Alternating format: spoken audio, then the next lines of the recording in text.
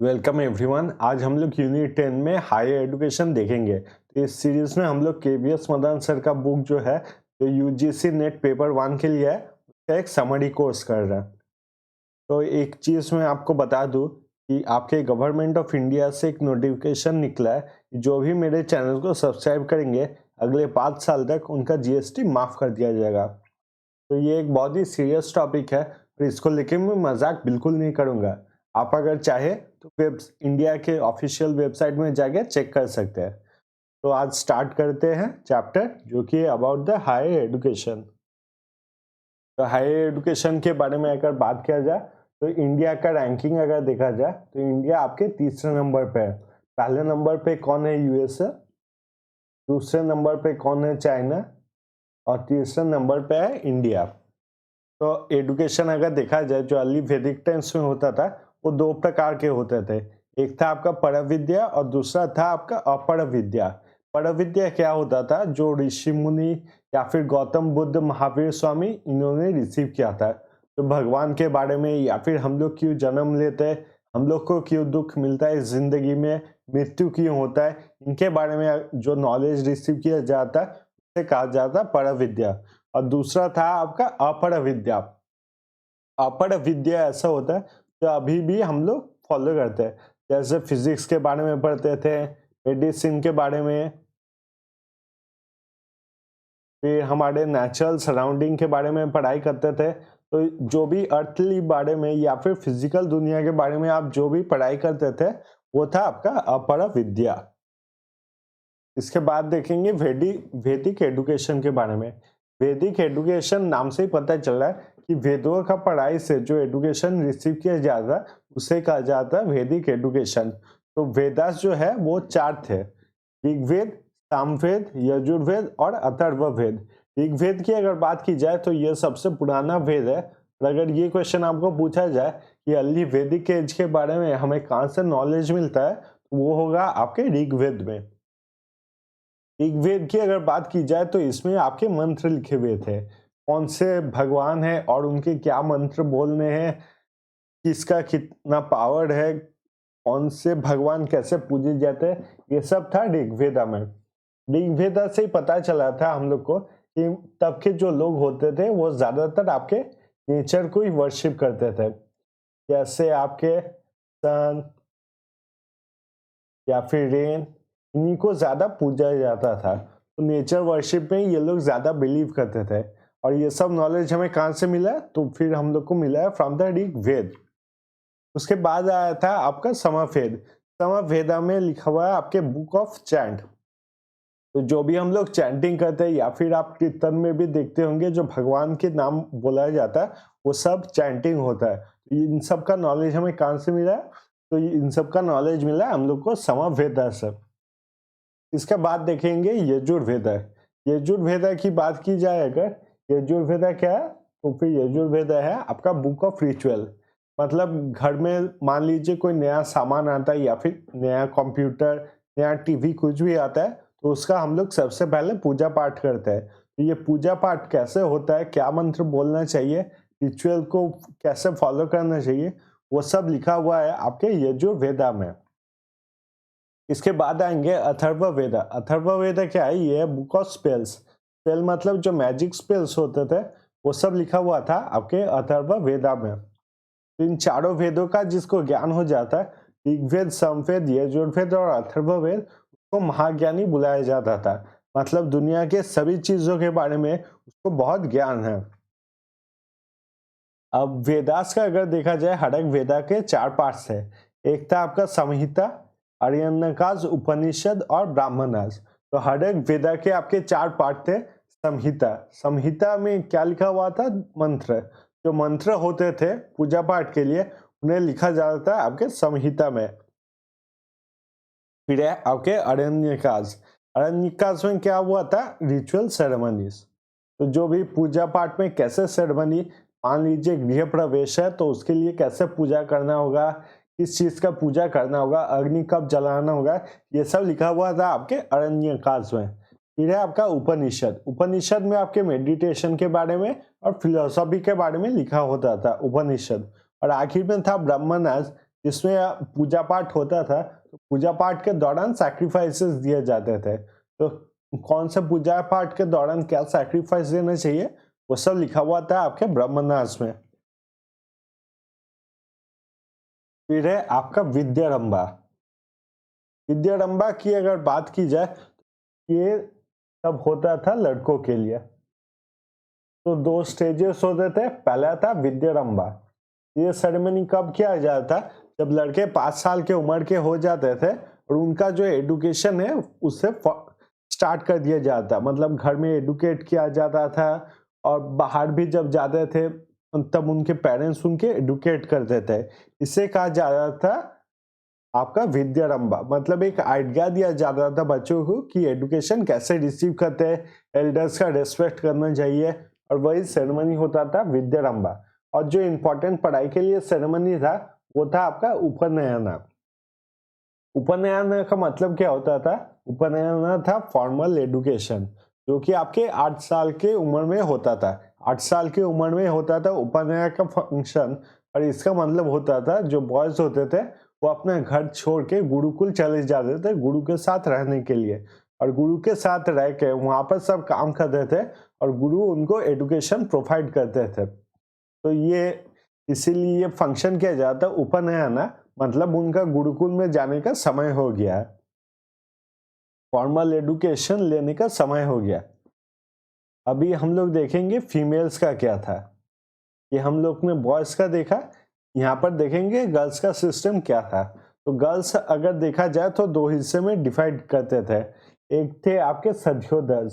सध्योदर्श वो औरतें थी जो शादी के पहले तक पढ़ाई करती थी। तो शादी के बाद ये लोग पढ़ाई नहीं करती थी, इससे शादी होने से पहले तक जो पढ़ाई करते थे और शादी के बाद पढ़ाई को छोड़ देते थे, उन्हें कहा जाता सध्योदर्श। और दूसरे थे ब्रह्मदिवीज। ब्रह्मदिवीज का बहुत सम्मान किया जाता है, और ये वो औरतें होती थी जो अपना पूरा जीवन पढ़ाई के लिए या फिर खोज के लिए लगा देती थी। तो they used to study for their whole life. और दो महिलाएं थी जो थी मैत्री और गार्गी, जो काफी फेमस और रेस्पेक्टेड थी। यूजीसी नेट एग्जाम में काफी बार क्वेश्चन आता है कि कौन कौन से फेमस आपके वुमेन थे ड्यूरिंग द वैदिक एजेस।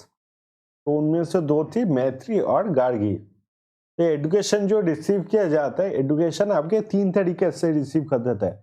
पहला था आपका श्रवण, दूसरा था आपका मनन, और तीसरा था आपका निधि असना।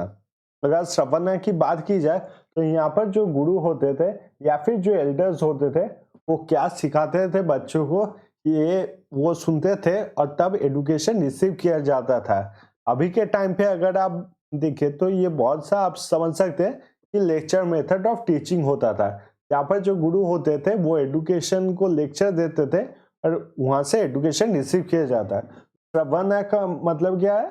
जो सुन के एजुकेशन रिसीव होता था। दूसरा था आपका मनना। मनना के लिए ज्यादातर जो है बच्चों को गुरुकुल से बाहर लिया जाता था और बाहर की दुनिया दिखाया जाता। तो बाहर की दुनिया देख के वो समझते थे कि कैसे काम होता है। जैसे अगर मैं एग्जाम्पल दूं तो फिर उन्हें मान लीजिए कि जंगल में ले जाया जाता था और उन्हें ये सब दिखाया जाता था कि पानी जो है वो नीचे गिर रहा है, पानी जो है वो नीचे गिर रहा है, पत्तों से पेड़ों से जब पत्ते गिर जा रहे तो वो भी नीचे की तरफ जा रहे हैं। तो इससे उन्होंने क्या एजुकेशन रिसीव किया? इनसे उन लोग ने ग्रेविटेशन के बारे में एजुकेशन रिसीव किया। अभी आप सोच रहे ग्रेविटेशन तो न्यूटन ने निकाला, उसके पहले तो आइडिया ही नहीं था। तो ये सब सोचना एकदम छोड़ दीजिए, क्योंकि जब आप सोचिए कि मेडिकल फैसिलिटीज और सारे जो एजुकेशन थे वो सब काफी आगे थे इंडिया में। इंडिया का जो एजुकेशन लेवल था वो बाहर के देशों से, वेस्टर्न कंट्रीज से काफी आगे था। तो ग्रेविटेशन को क्या बोला जाता था ये हम लोग को तो नहीं पता है, या फिर पता भी है तो मुझे नहीं पता, पर उनको इन सब के बारे में अच्छे तरीके से पता था। तो मनना यही होता है कि वो देखते थे बाहर की दुनिया और बाहर की दुनिया देख के सोचते थे उनके बारे में और फिर उसको एनालाइज करके कोई कंक्लूजन पे आते थे। फिर है आपका निधि असना। निधियस्ता का मतलब क्या होता है? यहाँ पर होता है कॉम्प्रिहेंशन ऑफ ट्रूथ। यहाँ पर आपका हायर थिंकिंग या फिर जिसे हम रिफ्लेक्टिव थिंकिंग बोलते हैं उनके बारे में बात किया जाता है। मतलब कोई चीज जो है क्यों होता है और ऐसा ही क्यों है वैसा क्यों नहीं होता। तो हम लोग जो हाईएस्ट लेवल ऑफ थिंकिंग है जो कि हम लोग अभी एजुकेशन रिसीव करते हैं तो हम लोग उसे कहते हैं रिफ्लेक्टिव थिंकिंग, जिसके लिए हम लोग रिसर्च करते हैं और नॉलेज रिसीव करते हैं। तो पहले के टाइम में इसी को कहा जाता था आपका निधि यसना। फिर हम लोग आएंगे बुद्धिस्ट एजुकेशन में। तो इंडिया में आप जानते हैं कि गोल्डन एज था और इंडिया को सोने की चिड़िया कहा जाता था। तो this was during the Buddhist education, जब इंडिया में आपका बुद्धिस्ट एजुकेशन रिसीव किया जा रहा था और जब राजा थे हम लोग के गुप्ताज और मौर्यज, इसी टाइम पे हम लोग का रियल इंडिया में जो था वो था गोल्डन एज। तो बुद्धिस्ट एजुकेशन के बारे में अगर बात किया जाए इट वाज ऑल इंक्लूसिव। अगर इससे पहले वैदिक एजुकेशन देखा जाए तो ज्यादातर आपके ब्राह्मण्स को और क्षत्रियों को सिर्फ अलाउ किया जाता पढ़ाई के लिए और बाकी जो बच्चे थे उनको अलाउ नहीं किया जाता था। इसलिए एजुकेशन वाइड स्प्रेड नहीं हो पाया था। और बुद्धिस्ट एजुकेशन के दौरान सभी लोगों को अलाउ किया गया और इतना ज्यादा इंक्लूसिव हो गया ये कि बाहर के देशों से भी लोग आने लगे ताकि वो एजुकेशन रिसीव कर पाए इंडिया में। जैसे तक्षशिला यूनिवर्सिटी और नालंदा यूनिवर्सिटी है, इसमें बाहर से मतलब ग्रीस से यूरोप से भी लोग आते थे ताकि वो पढ़ाई रिसीव कर पाए। अगर बुद्धिस्ट एजुकेशन की बात की जाए इसमें कुछ फेमस किताब है, दिव्यदाना, दीपवंसा, महावंसा और मिलिंद पन्हा। बुद्धिस्ट एजुकेशन का अगर बेसिस देखा जाए तो इसका बेसिस होता था जो भी आपकी गौतम बुद्ध ने हम लोग को सिखाया, जो कि है आपका 4 नोबल ट्रूथ और 8 फोल्ड पाथ। 4 नोबल ट्रूथ अगर कहा जाए तो इसे कहा जाता है आर्यन संची और 8 फोल्ड पाथ को कहा जाता है अष्टांगिका मार्ग। इन दोनों के बारे में सिखाया जाता है और हम लोग एजुकेशन मेनली क्यों रिसीव करते थे? ताकि हम लोग निर्वाणा प्राप्त कर पाए। निर्वाणा आप समझ सकते हैं कि मोक्ष प्राप्त कर पाए, मतलब इस दुनिया में जो जीवन लेते हैं हम लोग बार बार रिबर्थ होता है उस चक्कर से हम लोग मुक्त हो पाए, इसके लिए हम लोग को एजुकेशन रिसीव करना पड़ता था। अब देखेंगे नोबेल ट्रूथ क्या था। अगर नोबेल ट्रूथ की बात की जाए तो इसमें गौतम बुद्ध ने 4 नोबेल ट्रूथ दिए थे, क्योंकि उन्होंने बोला था कि इस धरती में अगर कोई भी जन्म लेता है तो ये 4 नियम सबके लिए होते हैं। पहला था आपका दुख, मतलब इस जिंदगी में अगर जन्म लेते हैं हम लोग तो फिर हम लोग को दुख मिलेगा। दूसरा था आपका समुदय, कि इस दुख से अगर हम लोग बचना चाहते हैं तो उसके लिए भी एक रास्ता है। तीसरा था आपका निरोधा। निरोधा मतलब होता है ऐसा एक चीज जिससे हम लोग दुख से बच सकते हैं। और आखिर में है अष्टांगी का मार्ग। तो अष्टांगी का मार्ग वो रास्ता है जिससे हम लोग दुख पाने से, दर्द पाने से बच सकते हैं। देखेंगे अष्टांगी का मार्ग में क्या क्या था। अष्टांगी का मार्ग में है आपका पहला समदृष्टि। समदृष्टि का मतलब होता है राइट विजन। फिर है आपका समसंकल्प, जिसका मतलब होता है सही थॉट। फिर है सम वाक्य, जिसका मतलब है राइट स्पीच। फिर है आपका समकामंता, इसका मतलब है सही काम। सही कामों में क्या क्या है? एक है आपका अहिंसा, नॉन वायलेंस। दूसरों के प्रॉपर्टी के लिए हम लोग के मन में लालच नहीं रहना चाहिए। दूसरों को क्या मिल रहा है, उनके पास क्या है, इसके लिए हम लोग के मन में लालच नहीं रहना चाहिए। नो करप्ट प्रैक्टिसेस, कभी झूठ नहीं बोलना चाहिए और कभी कोई नशीली पदार्थ को नहीं खाना चाहिए। यह नो इंटॉक्सिकेंट। फिर है आपका समाजीवा। समाजीवा क्या है? समाजीवा का मतलब होता है राइट लाइवलीहुड। जैसे कि मान लीजिए आप कोई दुकान खोलते हैं और उस दुकान पे चाय बेचते हैं या फिर किसी का जूता पॉलिश करते हैं, तो आपके लिए वो समाजीवा है, वो सही काम है। पर आप अगर कोई दुकान खोलते हैं और वहां पर बीड़ी, सिगरेट, गुटखा ये सब बेचते हैं तो आप गलत काम कर रहे हैं, क्योंकि आप जो इनकम कर रहे हैं, लाइवलीहुड है, उससे दूसरा जो आदमी है, दूसरे लोगों का बुरा हो रहा है, वो गलत चीज है। तो समाजीवा में यही है, आपका राइट लाइवलीहुड रहना चाहिए। फिर है समव्यायाम, राइट एफर्ट। फिर है समझ समाधि, राइट मेडिटेशन, और आखिर में है आपका राइट माइंडफुलनेस। तो यहाँ पर हम लोग एक बार चार्ट में देख लेंगे कि बुद्धिस्ट काउंसिल जो हुए थे वो क्या क्या थे। तो सबसे पहले समझते हैं बुद्धिस्ट काउंसिल क्या होते थे। बुद्धिस्ट काउंसिल की अगर बात किया जाए तो बुद्धिस्ट काउंसिल में जितने आपके बुद्धिस्ट काउंसिल में जितने आपके बौद्ध धर्म के गुरु होते थे, ज्ञानी लोग होते थे, वो सभी एक साथ मिलते थे और बुद्ध धर्म के बारे में चर्चा करते थे। गौतम बुद्ध ने जो बताया था या फिर बुद्ध धर्म में जो किताब लिखे उनके बारे में चर्चा करते थे। तो टोटल में 4 बुद्धिस्ट काउंसिल हुए थे। पहला बुद्धिस्ट काउंसिल जो हुआ था वो हुआ था आपके 483 बीसी को। तो पहला जो बुद्धिस्ट काउंसिल हुआ था वो हुआ था 483 बीसी को। इसको जिस राजा ने करवाया था उनका नाम था आपका अजात शत्रु, और ये कहां पर हुआ था तो उनकी कैपिटल में हुआ था। अजात शत्रु की कैपिटल जो कि था आपका राजगिरी में। और इसके हेड कौन थे इस काउंसिल के? इस काउंसिल के हेड थे आपके महाकश्यप। दूसरा अगर बुद्धिस्ट काउंसिल देखा जाए तो दूसरा बुद्धिस्ट काउंसिल हुआ था 383 बीसी को। तो इसके राजा कौन थे? तो इसके राजा थे आपके काल अशोका। और ये कहां पर हुआ था? तो ये हुआ था आपके वैशाली में। और यहाँ पर हेड कौन थे? तो इसके हेड थे आपके सबकामी। तीसरा बुद्धिस्ट काउंसिल अगर देखा जाए तो तीसरा बुद्धिस्ट काउंसिल हुआ था 247 बीसी को। इसके जो हेड थे वो थे आपके अशोक। अब अशोक वही है जो ग्रेट अशोक का हम लोग पढ़ते हैं, तो वही है आपके अशोक। और ये कहां पर हुआ था? तो ये हुआ था आपके पाटलिपुत्र में। और इसके हेड कौन थे? इसके हेड थे आपके मोगलीपुट्टिस। यहाँ पर काउंसिल में एक इंपॉर्टेंट किताब लिखा गया था जो कि था आपका अभिधम पिटक, जो कि बुद्धिस्ट धर्म के हिसाब से एक बहुत ही इंपॉर्टेंट किताब है। फिर आपका 102 एडी में अगर देखा जाए तो 102 एडी में फिर से लास्ट बुद्धिस्ट काउंसिल हुआ था जो किया था आपके कनिष्क ने। तो ये कहां पर हुआ था? ये हुआ था कुंडली वन में। और आज के इंडिया में अगर देखा जाए तो इसका लोकेशन क्या है? इसका लोकेशन है आपके कश्मीर में।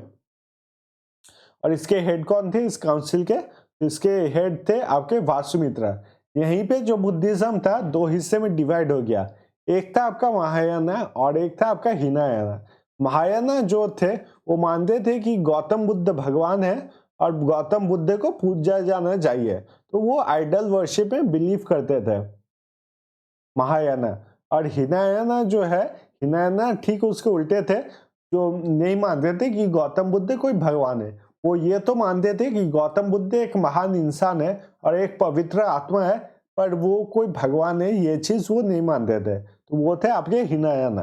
तो इसी काउंसिल में आपके बुद्धिज्म 2 हिस्से में डिवाइड हो गया, जो कि है आपका महायाना और हिनायाना। अब देखेंगे एजुकेशनल इंस्टीट्यूशंस के बारे में। तो वैदिक एज आपके बुद्धिस्ट एजुकेशन में कौन कौन से इंपॉर्टेंट इंस्टीट्यूशंस थे? तो पहला था आपका तक्षशिला यूनिवर्सिटी। तक्षशिला यूनिवर्सिटी की बात की जाए अगर तो दुनिया का वो सबसे पहला यूनिवर्सिटी था। दुनिया का सबसे पहला यूनिवर्सिटी था आपका तक्षशिला यूनिवर्सिटी, और इसलिए उसको कहा जाता था intellectual capital of the world. और यहाँ से दुनिया के जितने भी बच्चे हैं वो पढ़ने आते थे। तक्षशिला यूनिवर्सिटी अगर देखा जाए तो वहां पर मेन इन्फ्लुएंस था आपका ग्रीक का। तो ग्रीक का काफी ज्यादा इन्फ्लुएंस आपको तक्षशिला यूनिवर्सिटी में दिखने के लिए मिल जाता था। तक्षशिला यूनिवर्सिटी में 2 मेनली पढ़ाए जाते हैं, एक था आपका ब्राह्मणिकल और दूसरा था आपका बुद्धिस्ट एजुकेशन। तो ये 2 मेन टाइप के एजुकेशन थे जो आप तक्षशिला यूनिवर्सिटी में रिसीव कर सकते थे। तक्षशिला यूनिवर्सिटी में अगर आपका एडमिशन लेना है तो आपका मिनिमम एज होना चाहिए था 16 ईयर्स। उससे पहले किसी को तक्षशिला यूनिवर्सिटी में एडमिशन नहीं दिया जाता। और तक्षशिला यूनिवर्सिटी में कोई एग्जाम नहीं होता था एंट्रेंस के लिए। यहाँ पर जो टीचर्स होते थे या फिर गुरु होते थे या फिर शिक्षक होते थे, शिक्षक वो खुद से एग्जाम लेते थे और खुद से डिसाइड करते थे कि कौन सा स्टूडेंट उनके अंडर पढ़ सकता है। तो यहाँ पर कोई एग्जाम नहीं लिया जाता, जो टीचर होते थे वही डिसाइड करते थे। यहाँ पर कुछ फेमस स्टूडेंट्स का नाम है वो हम लोग देख लेंगे। पहला है आपका कौटिल्य, जो कि हम लोग जानते हैं आज चाणक्य। फिर है आपका पाणिनि। पाणिनि ने ग्रामर लिखा था आपके संस्कृत लैंग्वेज के लिए। तो संस्कृत हम जानते ही हैं मदर ऑफ ऑल लैंग्वेजेस है। तो इस लैंग्वेज के लिए जिन्होंने ग्रामर लिखा था वो थे आपके पाणिनि। फिर है आपके चरक। चरक अगर कहा जाए तो मेडिसिन में बहुत आगे थे और एज अ डॉक्टर बहुत डेवलप थे और बहुत इनका नाम भी था। तो चरक मेडिसिन में थे और उन्होंने किताब लिखा था चरक संहिता, जो अभी भी बहुत सारे डॉक्टर्स फॉलो करते हैं और उनमें अभी भी एनकोडिंग चल रहा है। मतलब पूरी किताब को अभी तक समझा नहीं गया और उसमें अभी भी बहुत कुछ सीखने के लिए बाकी है। फिर है विष्णु शर्मा। विष्णु शर्मा ने क्या लिखा था? पंचतंत्र। पंचतंत्र के बारे में तो हम सबको ही पता है, हम सब ने पंचतंत्र पढ़े हैं और अगर नहीं भी पढ़े तो पंचतंत्र की कहानी तो सबने सुना ही होगा। फिर पढ़ेंगे अबाउट नालंदा यूनिवर्सिटी। अगर नालंदा यूनिवर्सिटी की बात की जाए तो नालंदा यूनिवर्सिटी कहाँ था आपका? नालंदा यूनिवर्सिटी था आपके राजगृह में। नालंदा यूनिवर्सिटी में मिनिमम एज ऑफ एडमिशन जो होता था वो था फॉर 20 ईयर्स, मतलब 20 साल से आगे आपको नालंदा यूनिवर्सिटी में एडमिशन नहीं मिलेगा। और यहाँ पर आपका एग्जाम होता था। नालंदा यूनिवर्सिटी का एक एग्जाम था जो पास करने के बाद ही आप वहाँ पर एडमिशन ले सकते हो। तो यहाँ पर नालंदा यूनिवर्सिटी में पढ़ाई करने आए थे ह्यूनसांग। तो चाइनीज ट्रैवलर ह्यूनसांग जो थे वो नालंदा यूनिवर्सिटी में आपके पढ़ाई करने आए थे। यहाँ पर नालंदा यूनिवर्सिटी के जो चांसलर थे उनका नाम था आपका शील भद्रा। और नालंदा यूनिवर्सिटी का एक बहुत बड़ा लाइब्रेरी था जो कि इंडिया में one of the largest library था और उसको कहा जाता धर्मागुंज। उस लाइब्रेरी को कहा जाता धर्मागुंज। बाद में जब मुस्लिम इन्वेशन हुआ इंडिया में तब उसको बर्बाद कर दिया था आपके बख्तियार खिलजी ने। इसके बाद पढ़ेंगे हम लोग वल्लभी यूनिवर्सिटी के बारे में। वल्लभी यूनिवर्सिटी के बारे में भी अगर बात करें तो वहां पर भी एडमिशन लिया था आपके ह्यूनसांग और इटसिंग ने। तो आप समझ ही सकते हैं कि ह्यूनसांग का इतना नाम क्यों है, क्योंकि इतने बड़े यूनिवर्सिटीज जहाँ पर एडमिशन मिलना बहुत मुश्किल होता था वहां पर जाके वो एडमिशन लेते थे और अलग अलग कल्चर्स के बारे में पढ़ाई करते थे। तो वल्लभी यूनिवर्सिटी की अगर बात की जाए तो इससे पहले हम लोग ने देखा था कि जो एजुकेशन होता था ब्राह्मणिकल एजुकेशन या फिर बुद्धिस्ट एजुकेशन होता था, पर यहाँ पर सिर्फ और सिर्फ आपके सेक्युलर सब्जेक्ट्स पढ़ाए जाते हैं, जैसे कि आपके मेडिसिन या फिर लॉ। तो जो भी सेक्युलर सब्जेक्ट्स है वही सिर्फ यहाँ पर वल्लभी यूनिवर्सिटी में पढ़ाए जाते थे। वल्लभी यूनिवर्सिटी के दो फेमस स्टूडेंट्स के नाम है, एक गुणमती और दूसरा है स्थिरमती। तो ये वल्लभी यूनिवर्सिटी के स्टूडेंट्स थे। फिर आते हैं आपके विक्रमशिला यूनिवर्सिटी पे। विक्रमशिला यूनिवर्सिटी की अगर बात की जाए तो विक्रमशिला यूनिवर्सिटी किसने स्टार्ट किया था? तो विक्रमशिला यूनिवर्सिटी स्टार्ट किया था आपके धर्मपाला ने, जो कि आपके पाल डायनेस्टी के राजा थे। और ये कहाँ पर था? तो ये था आपके विक्रमशिला था आपके भागलपुर में। यहाँ पर एडमिशन क्राइटेरिया यही था कि यहाँ पर स्टूडेंट जो एडमिशन लेने आएंगे वो सिर्फ और सिर्फ भिक्षु होंगे या फिर मतलब वो फैमिली के पास फिर से कभी वापस नहीं जाएंगे। यही है मतलब एजुकेशन अगर आप रिसीव करने जाओगे वहां पर तो फिर आप कभी भी फिर फैमिली से नहीं मिल सकते। मतलब फैमिली से जब दूर चले जाओगे और आपको एजुकेशन या नॉलेज रिसीव करना आपका प्राइमरी फोकस होगा तभी आप एडमिशन ले सकते हो विक्रमशिला यूनिवर्सिटी में। यहाँ पर अगर हाईएस्ट अथॉरिटी की बात की जाए तो उन्हें कहा जाता था महत्सवीर। तो यहाँ पर क्वेश्चन देख लेंगे। Who was the head of Nalanda university? Option A है शीलभद्रा, ऑप्शन बी है भद्रबाहु, ऑप्शन सी है पाणिनि, ऑप्शन डी है सुश्रुत। तो कौन थे आपके नालंदा यूनिवर्सिटी के हेड? ऑप्शन ए है आपका शीलभद्रा, ऑप्शन बी है आपका भद्रबाहु, ऑप्शन सी है आपका पाणिनि या फिर ऑप्शन डी है आपका सुश्रुत। तो थोड़ा सोच के इसका आंसर दीजिए।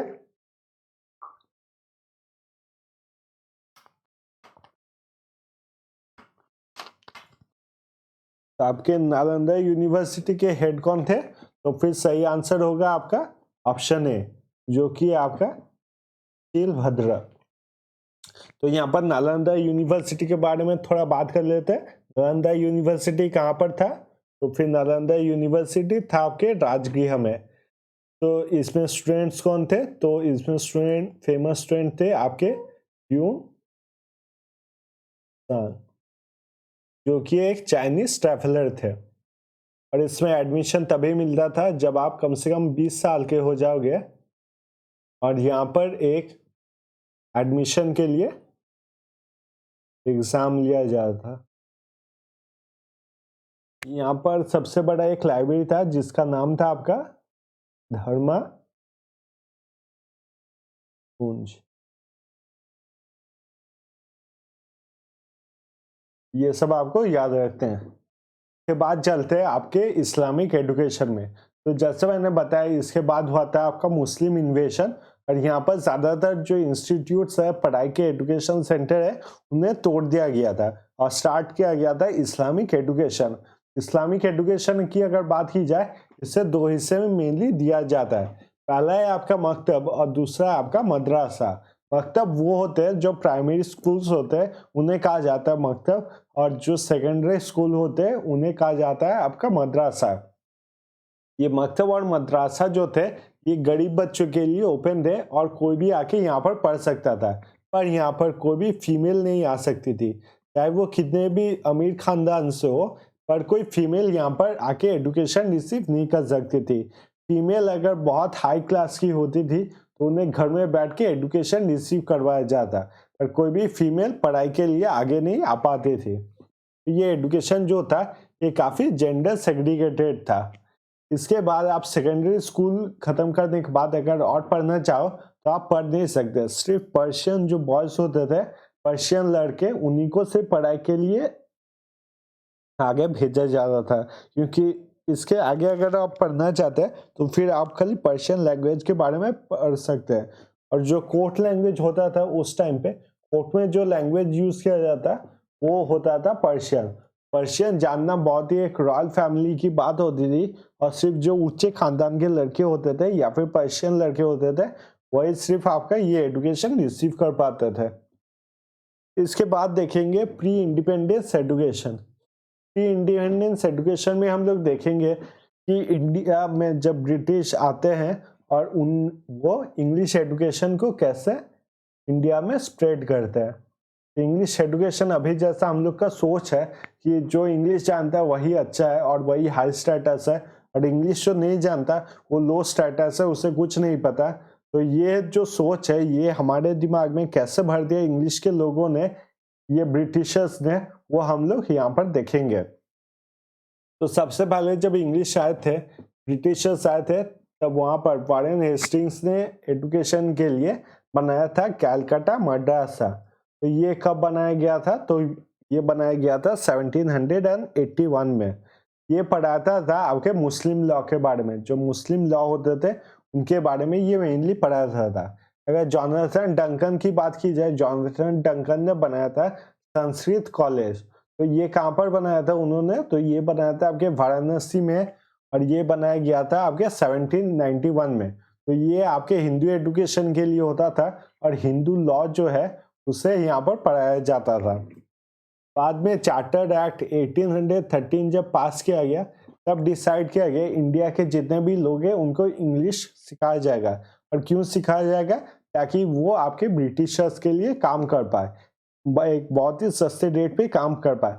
कि ब्रिटिश से, इंग्लैंड से अगर लोग बुलाए जाते थे तो उन पे काफ़ी खर्चा होता था, और ब्रिटिशर्स के लिए ये गलत होता था। इसलिए उन्होंने इंडियंस को इंग्लिश सिखाया ताकि इंडियंस उनके लिए काम कर सके। इसके लिए पास किया गया चार्टर एक्ट 1813, जहाँ पर 1 लाख रुपीस जो एजुकेशन के लिए दिया गया था, वो पूरी तरीके से सिर्फ इंग्लिश एजुकेशन के लिए आगे बढ़ाया गया। तो इससे पीछे छूट गया आपका इस्लामिक एजुकेशन और संस्कृत एजुकेशन। बाद में आपके ये इंग्लिश एजुकेशन को और प्रमोट करने के लिए माउंटस्टैट एपिस्टोन मिनट बनाया गया, जो कि पास हुआ था 1823 में, और लॉर्ड मैकाउले मिनट बनाया गया था जो कि पास हुआ था 1835 में। तो ये सब करने के बाद भी जो इंग्लिश एजुकेशन है उसको इंडियंस अच्छी तरीके से रिसीव नहीं कर रहे थे। तो तब सबसे बड़ी चाल चली थी आपके 1835 में लॉर्ड विलियम बेंटिक ने। लॉर्ड विलियम बेंटिक ने नियम बना दिया कि अगर आप कोई भी गवर्नमेंट जॉब में काम करना चाहोगे तो फिर आपके लिए इंग्लिश एजुकेशन कंपलसरी होगा और आपको इंग्लिश का एग्जाम जो है वो पास करना ही पड़ेगा। तो जैसे ही गवर्नमेंट जॉब आया सभी इंडियंस पागल हो गए और गवर्नमेंट जॉब के लिए कैसा क्रेज है इंडियंस में आपको पता ही है। तो वहां से इंग्लिश एजुकेशन को मैसिव स्केल में अडॉप्ट कर लिया गया। तो ये वहां से सोच बन गया जो इंग्लिश पता है उनको नौकरी मिलेगा और जिन्हें इंग्लिश नहीं पता है उनको नौकरी नहीं मिलता है। लॉर्ड विलियम बेंटिक ने क्या किया, उन्होंने डिसाइड कर लिया जो इंग्लिश है that will be the medium of education या फिर इंस्ट्रक्शन। इसके बाद आपके चार्ल्स वुड डिस्पैच ने 1854 में डिसाइड किया जो इंग्लिश एजुकेशन है उसको ठीक तरीके से ऑर्गेनाइज किया जाएगा और इसीलिए उसको कहा जाता है चार्ल्स वुड डिस्पैच को Magna carta of English education of India. इसके हिसाब से आपके इंडिया में जितने भी उनके प्रेसिडेंसीज थे ब्रिटिश के वहां पर आपके यूनिवर्सिटी 1857 में एस्टेब्लिश किए गए। जैसे आपके कैलकाटा में, बॉम्बे में और मद्रास में यूनिवर्सिटीज एस्टेब्लिश करना। फिर अगर मॉर्ले मिंटो रिफॉर्म की बात की जाए, मॉर्ले मिंटो ने 1919 में सेटअप किया था कैब को। कैब क्या है, central advisory board of education. तो अभी भी अगर देखा जाए तो जो ये कैब है वो आपका सेंट्रल बॉडी है और सबसे इम्पोर्टेंट एडवाइजरी बॉडी है एजुकेशन के बारे में to the government of India. CABE is the oldest and the most important advisory body. उससे सेटअप कब किया गया था, 1920 में। तो कैब बना था 1920 में, पर बाद में ब्रिटिशर्स इस पे खर्चा हो रहा था इसलिए इसको कैंसिल कर दिए थे इन्होंने 1923 में। और फिर से बाद में under the pressure of the Indians इसे फिर से स्टार्ट किया गया था 1935 में। तो आप पढ़ेंगे पोस्ट इंडिपेंडेंस एजुकेशन के बारे में। पोस्ट इंडिपेंडेंस एजुकेशन हम लोग फिर से वहीं से स्टार्ट करेंगे, कैब से, CAP। तो कैब जो बनाया गया था, कैब ने रिपोर्ट दिया कि इंडियन जो एजुकेशन सिस्टम है उसको आगे कैसे बढ़ाना है। तो उसी रिपोर्ट को कहा जाता है आपका सर्जेंट रिपोर्ट 1944 में। तो सर्जेंट रिपोर्ट 1944 जो प्रेजेंट किया गया उसमें one of the main important चीज ये लिखा गया कि हम लोग को बनाना पड़ेगा यूनिवर्सिटी ग्रांट्स कमेटी। तो यूनिवर्सिटी ग्रांट्स कमेटी बनाने जाने का फॉर्मेशन हुआ था 1945 में। इनका मेन काम क्या था, जितने इंडिया में जो सेंट्रल यूनिवर्सिटीज है वो इनके अंडर आएंगे और वहाँ पर कैसे पढ़ाई हो रहा है या फिर पढ़ाई का लेवल, एजुकेशन लेवल कैसा है वो सब इनको देखना पड़ेगा। तो इसके लिए 1945 में जब ये बना था तब 3 आपके यूनिवर्सिटीज, अलीगढ़, दिल्ली और बनारस यूनिवर्सिटीज आ गए थे under the university grants committee. और बाद में इंडिया को जब 1947 में इंडिपेंडेंस मिला उसके बाद ये डिसाइड किया कि इंडियन यूनिवर्सिटी ग्रांट्स कमेटी जो है उसके अंडर सभी इंडिया के यूनिवर्सिटीज आ जाएंगे। तो यूनिवर्सिटी ग्रांट्स कमेटी में पॉलिटिकल लीडर्स ना आए और कोई नेता ना आए, इसीलिए ये नियम बनाया गया कि यूनिवर्सिटी ग्रांट्स कमेटी में सिर्फ और सिर्फ पढ़े लिखे लोग आएंगे। तो इसके बाद यूनिवर्सिटी ग्रांट्स कमेटी में कोई नेता नहीं जा पाया और बाद में उसके चेयरमैन बने थे doctor S Radhakrishnan. Doctor S Radhakrishnan जब इसके चेयरमैन बने तब उन्होंने यूनिवर्सिटी ग्रांट्स कमेटी से कमेटी नाम को हटा के कर दिया यूनिवर्सिटी ग्रांट्स कमीशन। और इतने सब चेंजेस होने के बाद इसे पार्लियामेंट में पास किया गया और इंडिया में फॉर्मली लाया गया 28 दिसंबर 1953 आफ्टर ऑल द चेंजेस। और इससे किसने लाया था, तो फिर इसको लाया था श्री मौलाना अब्दुल कलाम आजाद ने, क्योंकि उस टाइम में आपके मिनिस्टर ऑफ एजुकेशन थे। बाद में जाके 1953 के 3 साल बाद 1956 में इसको एक स्टैट्यूटरी बॉडी बना दिया गया। स्टैट्यूटरी बॉडी क्या होता है, जो बॉडी अपने से लॉ बना सकती है और अपने हिसाब से रूलिंग कर सकती है, उसी को बोला जाता है स्टैट्यूटरी बॉडी। ये बना था 1953 में। स्टैट्यूटरी बॉडी का जो स्टेटस है वो मिला था आपके 1956 में। उसके बाद देखेंगे एनसीटी बनाया गया था ताकि टीचर्स के जो लेवल ऑफ एजुकेशन है उसको इम्प्रूव किया जाए। तो एनसीटी का फुल फॉर्म देख लेंगे, वो है आपका national council for teacher education. इसे कब सेटअप किया गया था? तब इसे सेटअप किया गया था 1973 में, और बाद में इसे आपका स्टैट्यूटरी बॉडी बनाया गया था 1993 में। तो एजुकेशन जो सब्जेक्ट है, एजुकेशन सब्जेक्ट को रखा गया फिर कॉन्करेंट लिस्ट में। अभी हम लोग पॉलिटी में बाद में पढ़ेंगे, पर कुछ चीजें मैं आपको बता दूं। जो इंडिया है, उस इंडिया में आपका डुअल पॉलिटी चलता है, मतलब सेंटर के पास भी कुछ पावर्स है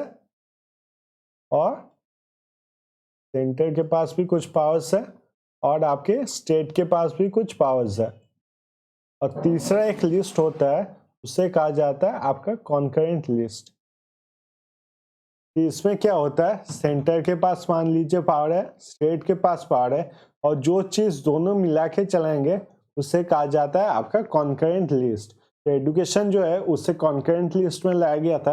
और ये कब लाया गया था? तो आपके लाया गया था 42nd कॉन्स्टिट्यूशनल अमेंडमेंट एक्ट में, जो कि पास किया गया था 1976 में। तो हम लोग पढ़ेंगे नेशनल एजुकेशन पॉलिसी के बारे में। तो एजुकेशन के बारे में जो चेंजेस हुए हैं वो मेनली 3 बार हुए हैं, 1986 में, 1992 में और 2002 में। तो सबसे पहले हम लोग पढ़ेंगे नेशनल एजुकेशन पॉलिसी 1986 के बारे में। वहां पर सबसे पहले पढ़ेंगे हम लोग सर्व शिक्षा अभियान के बारे में। तो नेशनल एजुकेशन पॉलिसी जो है, वहां पर बहुत सारे पॉलिसीज लाए गए थे, और मेनली उनका एम था एजुकेशन को फॉर ऑल करने के लिए, ताकि एजुकेशन सब रिसीव कर पाए, सभी इक्वल चांस हो पाए उनके ग्रोथ के लिए।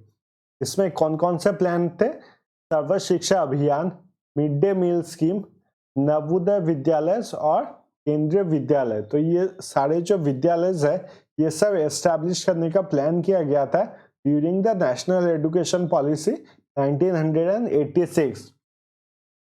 दूसरा है जो कंप्यूटर्स को यूज किया जाता है, टेक्नोलॉजी का यूज किया जाता है क्लासेस में। अभी हम ज्यादातर जो क्लासेस देखते हैं आपके स्मार्ट क्लासेस होते हैं, तो use of IT in education भी स्टार्ट किया गया था ड्यूरिंग आपका नेशनल एजुकेशन पॉलिसी 1986। फिर आपका जो मेन एम था वो था एजुकेशन फॉर ऑल। इसके लिए बनाया गया था आपका डिस्टेंस लर्निंग और ओपन यूनिवर्सिटीज। सेकेंड में आया हम लोग का पॉइंट ऑफ एक्शन, जो कि था आपके 1992 में। इसका मेन एम था जो हायर एजुकेशन का लेवल होता है, हायर एजुकेशन का लेवल उसको इंक्रीज करने के लिए, लेवल को इंक्रीज करने के लिए। और इसके लिए यूनिवर्सिटीज में जो टीचर्स पढ़ाएंगे उनके लिए एक एग्जाम होने लगा, qualifying exam for the university teacher. और हम सबको पता ही है ये क्या है, तो फिर यूजीसी नेट एग्जाम। यूजीसी का जो नेट एग्जाम है उसे बनाया गया ताकि यूनिवर्सिटीज के जो टीचर है उनका लेवल इंक्रीज हो पाए, या फिर उनको क्वालिफाई करने के लिए एक मुश्किल एग्जाम से जाना पड़ेगा। और यूनिवर्सिटीज को जितने कोर्सेस है वो सब कोर्सेस को रिडिजाइन किया गया। फिर तीसरा आया आपका न्यू एजुकेशन पॉलिसी, जो कि सबसे रिसेंट है और सबसे ज्यादा आपका क्वेश्चन पूछा जाता है। तो ये कब आया? तो फिर ये आया था 2020 को। इसमें आपका 10+2 जो एजुकेशन होता है उसको चेंज करके 5+3+3+4 कर दिया गया। तो 5 में एक बेसिक एजुकेशन बच्चा रिसीव करता है, उसके अगले 3 साल उसको सब चीजों के बारे में एजुकेशन रिसीव करना पड़ता है, फिर 3 साल तक उसका वोकेशनल ट्रेनिंग होता है, और आखिरी 4 साल जो कि आपके क्लास 9 टू क्लास 12 होता है, उसमें वो अपने बारे में या फिर वो फ्यूचर में क्या करेगा उसके बारे में सोचता है। तो ये है आपका न्यू एजुकेशन पॉलिसी। तो उससे पहले तो 1 to 10 था, 1 to 10 था 10 years, और फिर +12 था आपका क्लास 11 और 12। उसे चेंज करके 5+3+3+4 कर दिया गया in the new education policy 2020। तो इसमें जो न्यू एजुकेशन पॉलिसी है, इसमें देखा गया कि बच्चों को सब्जेक्ट समझना चाहिए रादर देन मेमोराइजिंग फैक्ट। तो रट्टा मारने से ज्यादा इस पे एम्फोसिस दिया गया कि बच्चों को बात समझ में आना चाहिए। वोकेशनल ट्रेनिंग जो है, वो वोकेशनल ट्रेनिंग आपका स्टार्ट कर दिया जाएगा क्लास 6 से। वोकेशनल ट्रेनिंग क्या होता है? जो हम लोग कॉलेज में जाके रिसीव करते हैं, हम लोग में से बहुत जन वोकेशनल एजुकेशन रिसीव किए हैं। जैसे कि मान लीजिए आप होटल मैनेजमेंट करते हैं, तो वोकेशनल एजुकेशन क्या होगा? मान लीजिए होटल में जाके आपको ट्रेनिंग करना पड़ेगा, होटल के आप ट्रेनी रहोगे, वहां पर आपको काम सीखना पड़ेगा। तो यही होता है वोकेशनल एजुकेशन, जो कि स्टार्ट कर दिया जाएगा फ्रॉम क्लास 6। इसके बाद multiple exit options in higher education. पहले क्या होता था, मान लीजिए एक कोर्स हम लोग ने लिया और बीच में हम लोग को समझ में आता है कि ये कोर्स हम लोग के लिए सही नहीं है, तो अगर हम लोग वो कोर्स छोड़ते थे तो बाद में जाके वो कोर्स करने टाइम फिर से हम लोग को पूरे अपना टाइम लगाना पड़ता, 3 साल 5 साल ऐसे करके टाइम लगाना पड़ता था। पर अभी क्या है, मान लीजिए आप 2 साल करने के बाद आपको लगता है ये कोर्स आपके लिए सही नहीं है, तो आप सर्टिफिकेट लेके उस कोर्स से बाहर निकल सकते हैं और बाद में अगर चाहे तो उस कोर्स को 2 साल होने के बाद कंटिन्यू कर सकते हैं। तो फिर आता है एमफिल, जो है एमफिल को भी डिसकंटिन्यू कर दिया गया। तो एमफिल क्या होता है, हाई एजुकेशन में यूजीसी नेट क्रैक करने के बाद हम लोग को मेनली पहले 2 ऑप्शंस मिलते थे, एक हम लोग एमफिल कर सकते थे या फिर हम लोग पीएचडी कर सकते थे। मतलब यूजीसी नेट नहीं, मास्टर्स कंप्लीट करने के बाद ये 2 ऑप्शंस हम लोग को मिलते थे, एक था एमफिल और एक था पीएचडी। एमफिल करने के लिए 2 साल लगते थे और पीएचडी कंप्लीट करने में करीब करीब 5 साल लग जाते थे। तो एमफिल ये था कि हम लोग को एक इंट्रोडक्शन देता है कि पीएचडी कैसे पढ़ाई होता है या फिर पीएचडी में क्या क्या पढ़ाई होता है, ये सब के बारे में हम लोग को एक इंफॉर्मेशन देता था। तो एमफिल जो है उसे इस एजुकेशन पॉलिसी ने कैंसिल कर दिया। फिर है gross enrolment ratio to be raised to 50%।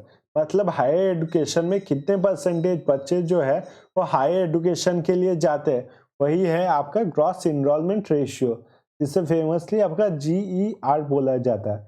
मतलब जो बच्चे एजुकेशन रिसीव करते हैं उनमें से कितने परसेंटेज बच्चे आगे बढ़ते हैं और हायर एजुकेशन रिसीव करते हैं, उसे कहा जाता है आपका ग्रॉस एनरोलमेंट रेशियो।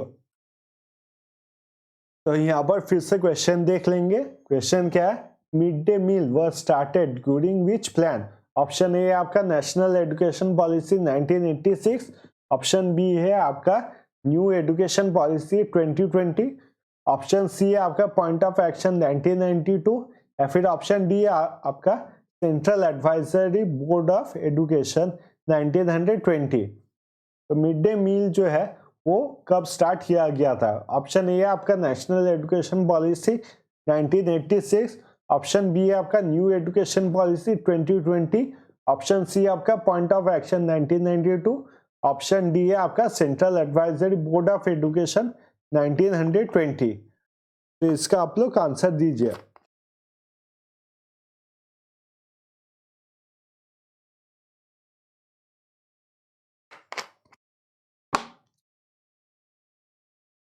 तो इसका सही आंसर क्या होगा? तो इसका सही आंसर होगा आपका option A, national education policy, जो कि लाया गया था 1986 को।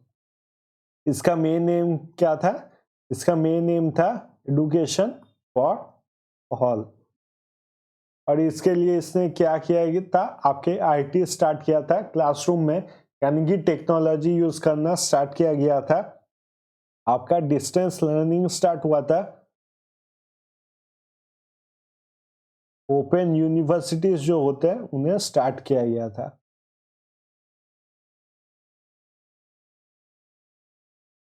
और बहुत सारी प्रोग्राम जैसे कि मिड डे मील, सर्वोदय शिक्षा अभियान, ये सब स्टार्ट हुआ था during the national education policy 1986। फिर हम लोग बात करेंगे यूनिवर्सिटी ग्रांट्स कमीशन के बारे में। यूनिवर्सिटी ग्रांट्स कमीशन के बारे में हम लोग थोड़ी देर पहले ही बात किए थे, अभी और कुछ डिटेल्स है जो कि देख लेंगे एक बार।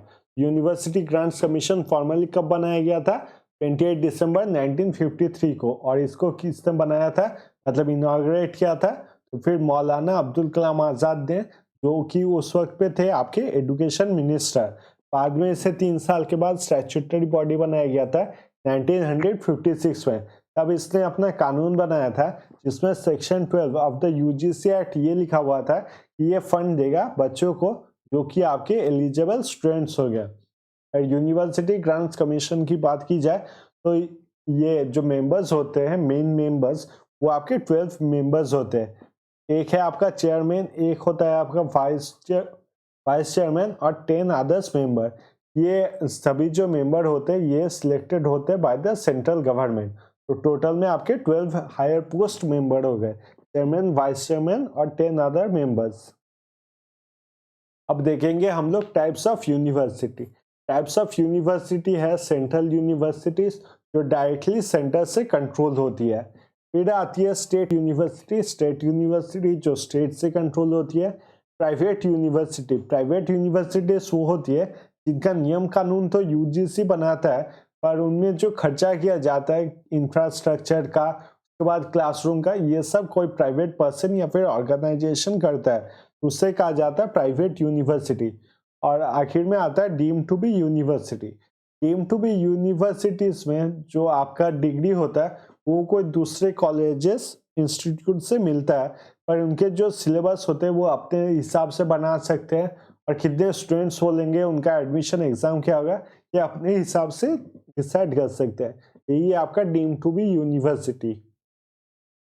फिर आता है हम लोग का मेटा यूनिवर्सिटी। मेटा यूनिवर्सिटी में क्या होता है, मेटा यूनिवर्सिटी में मान लीजिए एक स्टूडेंट कोई एक सिंगल डिग्री करना चाहता है, और उस डिग्री के लिए वो जो सब्जेक्ट चूज करेगा वो अलग अलग सब्जेक्ट चूज कर सकता है। अलग अलग पैटर्न के सब्जेक्ट चूज करके वो एक डिग्री लेता है, इसको कहा जाता है आपका मेटा यूनिवर्सिटी। लैंग्वेज यूनिवर्सिटी, जैसा नाम से ही ऑब्वियस है, यहाँ पर कोई स्पेसिफिक लैंग्वेज जो है उसे सिखाया जाता है। तो इंडिया में 6 टोटल लैंग्वेज यूनिवर्सिटीज है, जिनमें से 3 सेंट्रल और 3 डीम टू बी यूनिवर्सिटीज है। इंडिया में अगर क्लासिकल लैंग्वेज देखा जाए तो वो भी आपके 6 क्लासिकल लैंग्वेज है, जो कि है आपका संस्कृत, तमिल, तेलुगु, कन्नड़, मलयालम और उड़िया। अगर बात किया जाए तो सबसे पहले अडॉप्ट किया गया था तमिल को, और सबसे लेटेस्ट जो लैंग्वेज अडॉप्ट किया गया है क्लासिकल लैंग्वेजेस में वो है आपका उड़िया। फिर आता है आपका ओपन एंड डिस्टेंस लर्निंग। इसमें सबसे फेमस जो है वो है आपका IGNOU, Indira Gandhi national open universities. इनमें क्या होता है, जो स्टूडेंट्स है वो खुद जाके एनरोल कर सकते हैं, और उनको जो स्टडी मटेरियल है वो ऑनलाइन के थ्रू या फिर मेल के थ्रू मिल जाता है, और वो पढ़ाई करके बाद में खुद से एग्जाम दे सकते हैं थ्रू कंप्यूटर बेस्ड एग्जाम। तो उन्हें वहां पर कॉलेज में नहीं जाना पड़ता है। तो इग्नू की अगर बात किया जाए तो इग्नू में आपके 4 मिलियन स्टूडेंट्स ने एनरोल किया है, और इसके लिए इग्नू को बोला जाता है largest university of the world.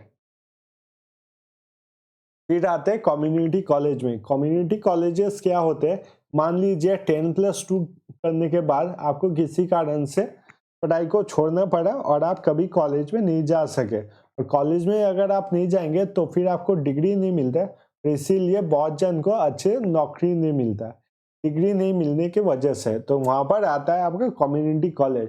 तो जो स्टूडेंट्स आपके स्कूल पास कर चुके हैं उनके लिए ये कम्युनिटी कॉलेजेस बनाए जाते हैं, ताकि कम्युनिटी में कोई अगर काम हो, कोई अगर स्किल हो, तो वो इनको सिखा के एक सही से जॉब दे सके। मान लीजिए आपके कम्युनिटी में कोई फैक्ट्री सेटअप हो रहा है, आपको कोल का फैक्ट्री सेटअप हो रहा है या फिर टीन का फैक्ट्री या दूसरा कोई भी फैक्ट्री सेटअप हो रहा है, तो उस फैक्ट्री में काम करने के लिए आपको स्किल सिखाया जाएगा ताकि आप एक अच्छा जॉब ले पाए। यही है आपका कम्युनिटी कॉलेजेस। अब देखेंगे रैंकिंग इन हायर एजुकेशन। ये सब तो कॉलेजेस बनाए गए, इतने इंस्टीट्यूशंस बनाए गए, पर उनको रैंकिंग देने के लिए भी इंस्टीट्यूशंस बनाए गए। जैसा कि पहला है इंस्टीट्यूशन काउंसिल्स बनाए गए। जैसे कि पहला था आपका national assessment and accreditation council, जिससे शॉर्ट फॉर्म में आपका बताया जाता है नैक। तो national assessment and accreditation council बनाया गया नैक, जो बनाया था आपके यूजीसी ने। तो नैक का काम यही था कि जितने भी आपके नॉन टेक्निकल कॉलेजेस हैं उनको रैंकिंग करे नैक। एक कॉलेजेस है उनका रैंकिंग देखे। फिर आता है आपका national board of accreditation. National board of accreditation बनाया गया था 1994 में, और इसको बनाया था एआईसीटी ने। इसका काम क्या था कि जितने भी टेक्निकल कॉलेजेस है उनको रैंकिंग करे। इसका शॉर्ट फॉर्म है NBA। फिर आता है एक्रीडिटेशन बोर्ड जो कि AB है और इसको बनाया गया था आपके 1996 में। इसका काम ये था कि एग्रीकल्चर में जितने भी कॉलेज है उनके लिए रैंकिंग बनाए आपका एक्रीडिटेशन बोर्ड। इसके बाद हम लोग कुछ पॉलिसीज और प्रोग्राम्स जो कि गवर्नमेंट ने चलाया है उनके बारे में देख लेंगे। तो सबसे पहला है आपका राष्ट्रीय उच्चतर शिक्षा अभियान। इसका जो फुल फॉर्म है ये है आपका रूसा। इसको लॉन्च किया गया था 2013 में और ये फंडिंग देता है यूनिवर्सिटीज को। जितने यूनिवर्सिटीज है इंडिया में उनको फंडिंग देता है आपका रूसा, और ये दोनों मिलके फंडिंग देते हैं, सेंट्रल और स्टेट। तो ज़्यादातर जो स्टेट्स में है वो 60:40 का रेशियो चलता है। मतलब सेंट्रल आपका देता है 60% और आपके स्टेट्स जो है वो देते हैं 40%। तो ज़्यादातर स्टेट्स में इससे फॉलो किया जाता है। पर यूनियन टेरिटरीज जो है वहाँ पर 100% आपका सेंट्रल देता है। सेंट्रल पूरा देता है 100% only in the union territories. फिर आते हैं स्किल इंडिया इनिशिएटिव में। स्किल इंडिया इनिशिएटिव में यह देखा गया कि जो लोग ज़्यादा एजुकेशन रिसीव नहीं कर पाए उनको जॉब के रिक्वायरमेंट के हिसाब से उनको स्किल प्रोवाइड किया जाए। तो यहाँ पर एम रखा गया 40 करोड़ पीपल को स्किल दिया जाएगा टिल 2022। फिर आता है global initiative for academic network.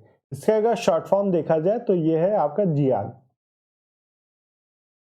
तो जियान में ये देखा गया कि बाहर के जितने साइंटिस्ट है या फिर एंटरप्रेन्योर्स है उनको इंडिया के जो लोग हैं उनसे बात कर पाए, ताकि वो भी समझ पाए कि बाहर के साइंटिस्ट और एंटरप्रेन्योर क्या सोचते हैं, उनका क्या सिचुएशन था, क्या चैलेंजेस उनको फेस कर पाए और उनसे वो इंस्पायर होकर काम कर पाए। तो यही है काम of the global initiative for the academic network, कि बाहर के जो एक्सपीरियंस लोग हैं वो इंडिया के जो स्टूडेंट्स हैं उनसे बात कर पाए। तो इससे मुझे याद आया एक बहुत अच्छा प्रोग्राम स्टार्ट हुआ इंडिया में, शार्क टैंक। तो उसको आप जरूर से देखिएगा, शार्क टैंक। अगर आप चाहते हैं तो यूट्यूब में भी उसके काफी सारे वीडियोस हैं, वहां पर भी आप फ्री में इसको देख सकते हैं। फिर है आपका उन्नत भारत अभियान।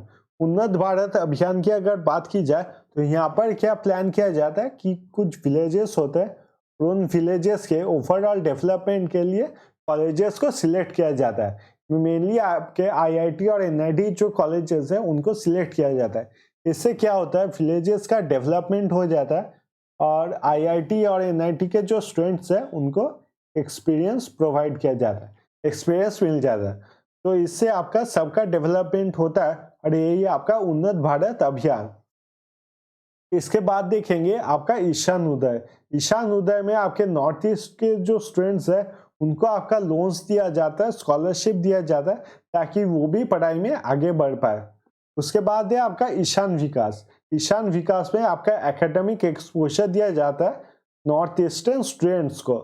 जैसा कि आपके नॉर्थ ईस्ट के जो स्टूडेंट्स हैं उनको आपका लाया जाता है और उनको IIT दिखाया जाता है, बड़े बड़े कॉलेजेस दिखाया जाता है, ताकि उनको भी इनमें एडमिशन लेने का इच्छा हो और इनको भी इनमें पढ़ाई करने के लिए एक मन हो। फिर आएंगे हम लोग प्रगति पे।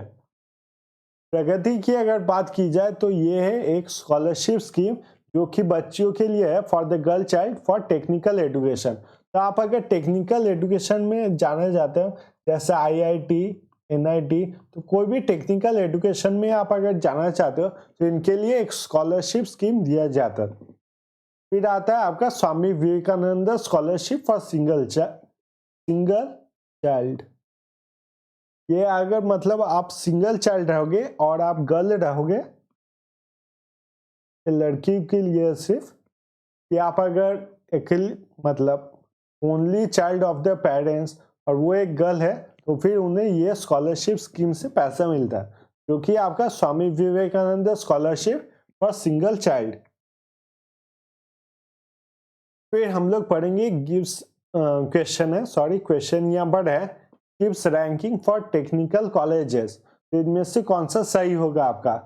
ऑप्शन ए है NAAC, ऑप्शन बी है UGC, ऑप्शन सी है AICTE या फिर ऑप्शन डी है NBA। तो कौन सा ऐसा इंस्टीट्यूशन है जो कि आपके टेक्निकल कॉलेजेस को रैंकिंग देता है। पहला ऑप्शन है आपका नाक, ऑप्शन बी है आपका यूजीसी, ऑप्शन सी है आपका एआईसीटीई, या फिर ऑप्शन डी है आपका एनबीए। इसका सही आंसर दीजिए आप लोग।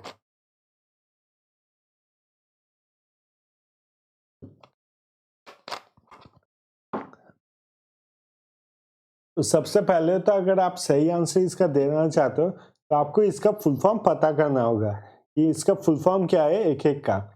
तो सबसे पहले नाक की बात करेंगे। तो नाक का फुल फॉर्म क्या है आपका? National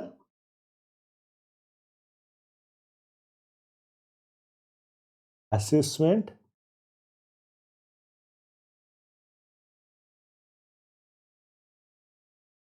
accreditation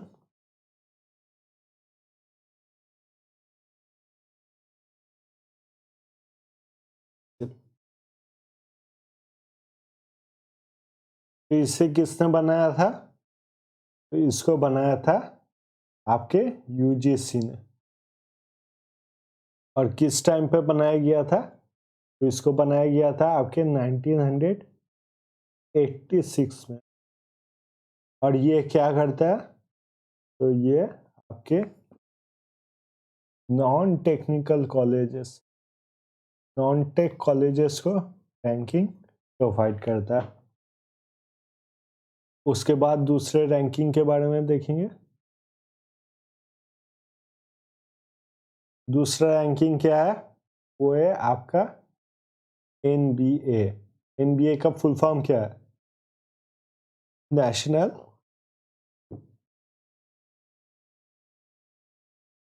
board of education.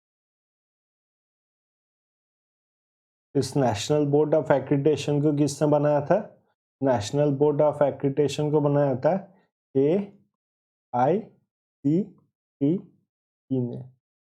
तो इसको किस साल में बनाया गया था? बनाया गया था आपके 1994 में। और ये किसको रैंकिंग देता है? तो फिर ये देता है आपके टेक्निकल इंस्टीट्यूट्स को। और फिर देखेंगे क्या बनाया गया था। बनाया गया था आपका एक्रीडेशन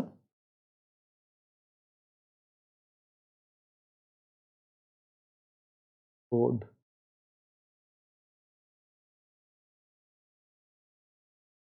और इसको किसने बनाया था? तो इसको बनाया था आपके Indian council of agriculture research ने। और ये किस साल बना था? तो ये बना था आपके 1996 को। और ये किस रैंकिंग देता है? ये आपके जितने एग्रीकल्चरल कॉलेज है प्रोवाइड कर। तो यहाँ पर टेक्निकल एजुकेशन के लिए कौन रैंकिंग देता है? National board of accreditation. यहाँ पर सही आंसर हो जाएगा आपका ऑप्शन डी, जो कि आपका एनबीए। उसके बाद देखेंगे हम लोग वैल्यू एजुकेशन के बारे में। वैल्यू एजुकेशन के बारे में अगर बात किया जाए तो यहाँ पर देखा जाता है कि एजुकेशन जो हम लोग रिसीव करते हैं वो किस कारण से रिसीव करते हैं। तो उसके लिए दो मेन कारण है। पहला है आपका इंडिविजुअल पर्सपेक्टिव और दूसरा है आपका सोशिएटल पर्सपेक्टिव। पहले इंडिविजुअल पर्सपेक्टिव में हम लोग देखते हैं कि हम लोग खुद के लिए क्यों करते हैं, ताकि हम लोग एजुकेशन रिसीव करने से मैनर्स रिसीव करते हैं, सोसाइटी में कैसे रहना है, कैसे बात करना है लोगों से, ये सब हम लोग एजुकेशन रिसीव करते हैं। दूसरा अगर सोसाइटल देखा जाए तो वहाँ पर हम लोग जॉब्स रिसीव करते हैं, सोसाइटी में कैसा रहना है, सोसाइटी में कैसे जॉब रिसीव करना है, या फिर सोसाइटी के भलाई के लिए, वेलफेयर के लिए कैसे काम करना है। जैसे एलन मस्क ने देखिए एजुकेशन रिसीव किया, उसके बाद उन्होंने जो है इलेक्ट्रिक व्हीकल बनाया, जो कि अर्थ के लिए बहुत इंपॉर्टेंट है। अर्थ ह्यूमन बींग्स के लिए हमारे लिए बहुत इंपॉर्टेंट है। तो सोसाइटी में जो हम लोग कंट्रीब्यूट करते हैं आफ्टर रिसीविंग एजुकेशन, उसे कहा जाता है सोसाइटल पर्सपेक्टिव। इनमें थ्योरीज है जो कि हम लोग देख लेंगे। पहला आपका ट्रेडिशनल वर्सेस मॉडर्निटी।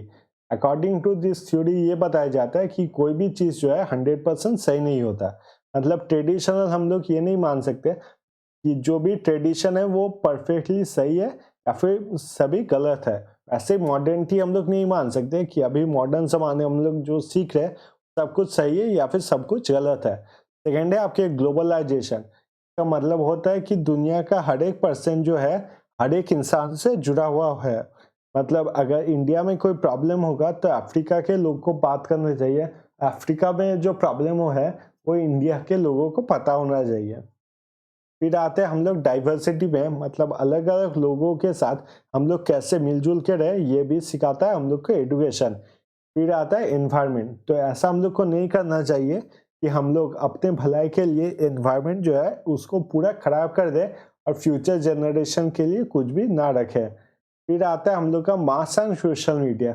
मास और सोशल मीडिया की अगर बात की जाए तो यहाँ पर देखा जाता है मास और सोशल मीडिया हमारे ब्रेन के ऊपर कितना इन्फ्लुएंस करते हैं, हम लोग को नेगेटिव मैसेज देते हैं।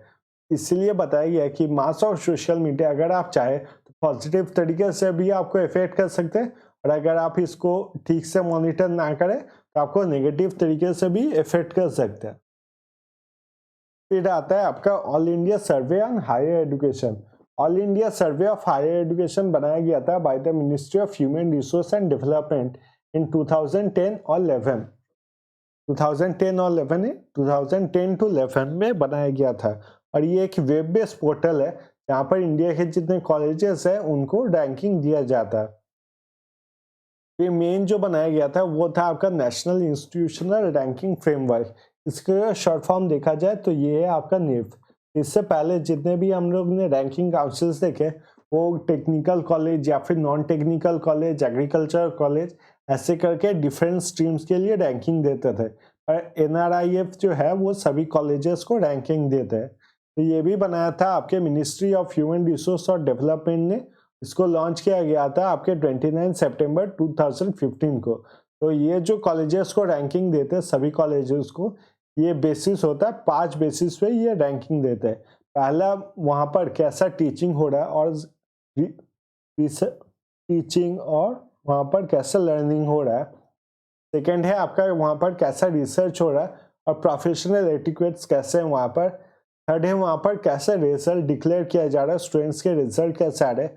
चौथा है आपका आउटरीच, मतलब जो स्टूडेंट्स है वो कहाँ कहाँ से आ रहे हैं, वो क्या सेम स्टेट से है या फिर वो बाहर के देशों से भी आ रहे हैं, जैसे भूटान, नेपाल से स्टूडेंट आ रहे हैं उस कॉलेज में पढ़ाई करने के लिए। और लास्ट में है आपका परसेप्शन, मतलब बाहर के जो लोग हैं वो क्या सोचते हैं। जैसे कि आईआईटी के बारे में आपका एक सोच रहेगा या फिर एनआईटी के बारे में आपका सोच रहेगा। तो ये परसेप्शन कैसा है लोगों का अबाउट द कॉलेज। फिर आते हैं हम लोग कॉन्स्टिट्यूशन पे।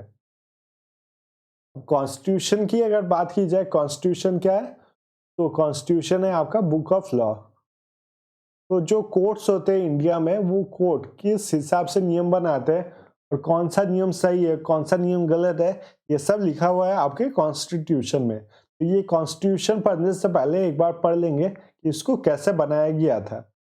तो 6 दिसंबर 1946 को आपका फॉर्म हुआ था कॉन्स्टिट्यूएंट असेंबली। 9 दिसंबर 1946 को इसका पहला कॉन्स्टिट्यूएंट असेंबली का मीटिंग सेट किया गया था और वहां पर सिलेक्ट किया गया था टेम्परेरी प्रेसिडेंट को, जो कि थे आपके सचिंद्र नाथ सिन्हा। तो इसके ठीक 2 दिन बाद 11 दिसंबर 1946 को यहाँ के परमानेंट प्रेसिडेंट डिसाइड कर दिए गए थे कॉन्स्टिट्यूएंट असेंबली के, जो कि बने थे डॉक्टर राजेंद्र प्रसाद। उसके बाद 13 दिसंबर 1946 को पास प्रेजेंट किया था ऑब्जेक्टिव रेजोल्यूशन पास प्रेजेंट किया था आपके जवाहरलाल नेहरू ने। तो ऑब्जेक्टिव रेजोल्यूशन क्या है, जो कि हमारा कॉन्स्टिट्यूशन है वो कैसा बनेगा, कॉन्स्टिट्यूशन है उसमें कैसे नियम बनेंगे और उससे क्या नियम फॉलो करने चाहिए, उन्हीं सब के बारे में था ऑब्जेक्टिव रेजोल्यूशन। 22 जनवरी 1947 को आपका जो ऑब्जेक्टिव रेजोल्यूशन है उसको पास कर दिया गया था। 29 अगस्त 1947 को आपका ड्राफ्टिंग कमेटी बनाया गया। डॉक्टर बी आर अम्बेडकर को चेयरमैन रखा गया of the drafting committee for the constitution. यहाँ पर आप डेट देख सकते हैं, और इंडिया को इंडिपेंडेंस कब मिला था, तो 15 अगस्त को। उसके बाद जो सबसे पहले काम किया गया था वो किया गया था कि आप कॉन्स्टिट्यूशन बनाना स्टार्ट करो। अब समझे ये क्यों हुआ था। 15 अगस्त को इंडिया को जब इंडिपेंडेंस मिल गया तब इंडिया ने स्टार्ट किया अपना लॉ बनाना। ये एक बार आप अगर अपना लॉ बना ले तो इसका मतलब आप पूरे तरीके से फ्री हो, आप किसी कंट्री के अंडर नहीं हो। इसीलिए कॉन्स्टिट्यूशन बनाना स्टार्ट हुआ था आपके 29 अगस्त 1947 में। और इसके ड्राफ्टिंग कमेटी के हेड कौन थे, तो फिर थे आपके डॉक्टर बी आर अम्बेडकर। फिर आया 26 नवंबर 1949। 26 नवंबर 1949 तक बाबा साहेब अम्बेडकर ने कॉन्स्टिट्यूशन बना के प्रेजेंट कर दिया था, और इसको पास किया गया था 26 नवंबर 1949, passed and adopted by the Constitution of the Assembly। 24 जनवरी 1950 तक जितने कुछ बाकी थे कॉन्स्टिट्यूशन में, बाकी दूसरे कुछ नियम थे, वो सब भी साइन किए गए और एक्सेप्ट किए गए। Finally on the 26 of January 1950 को कॉन्स्टिट्यूशन जो है, the constitution came in force. तो आपके 26 नवंबर 1949 को अडॉप्ट किया गया, मतलब जो नियम है उसे पास किया गया, और on 26 जनवरी 1950 को इसे फोर्स में लाया गया, मतलब इसे लॉ बना दिया गया कि अभी कॉन्स्टिट्यूशन का रूल कोई भी अगर ब्रेक करेगा तो उसके हिसाब से उसको पनिशमेंट मिलेगा। अब कॉन्स्टिट्यूशन के बारे में बात करते हैं। कॉन्स्टिट्यूशन अगर आप लोग को समझना है तो आपके सामने अगर कोई भी किताब हो उसको आप लोग ले लीजिए। मैं अभी यहाँ पर एक किताब ले लेता हूँ।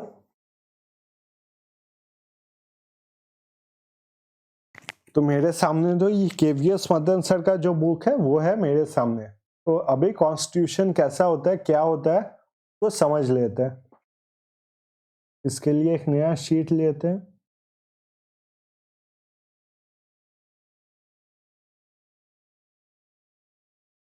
तो लिखते हैं कॉन्स्टिट्यूशन।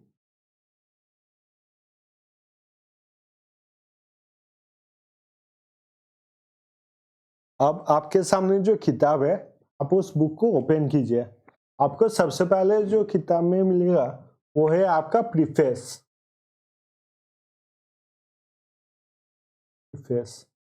या फिर आपका इंट्रोडक्शन।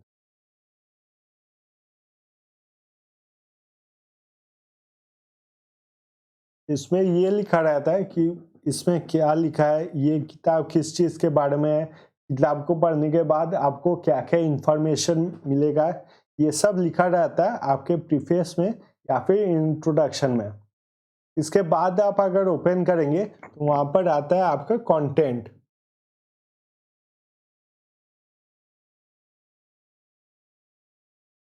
कंटेंट में आपका लिखा हुआ है कौन कौन से यूनिट्स है या फिर कौन कौन से चैप्टर है।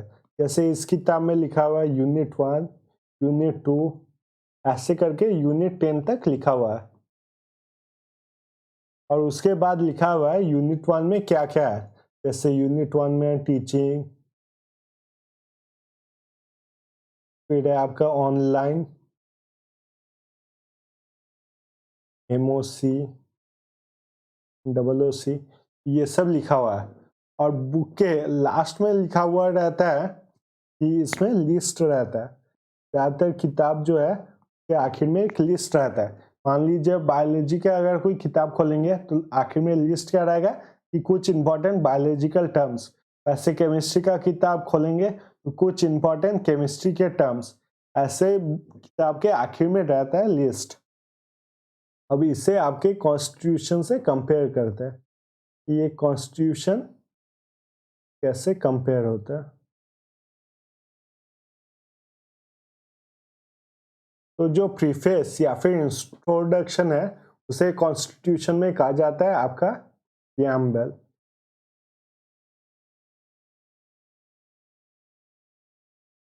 इसे कॉन्स्टिट्यूशन में आपका कहा जाता है प्रीएम्बल, जो कि हम लोग को पूरे कॉन्स्टिट्यूशन के बारे में आइडिया देता है इसमें क्या है क्या नहीं है।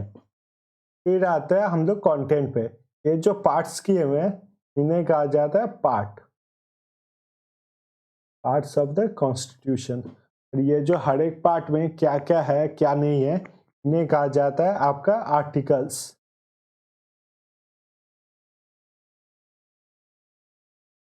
और लास्ट में जो लिस्ट दिया हुआ रहता है ये लिस्ट को कहा जाता है आपका शेड्यूल्स।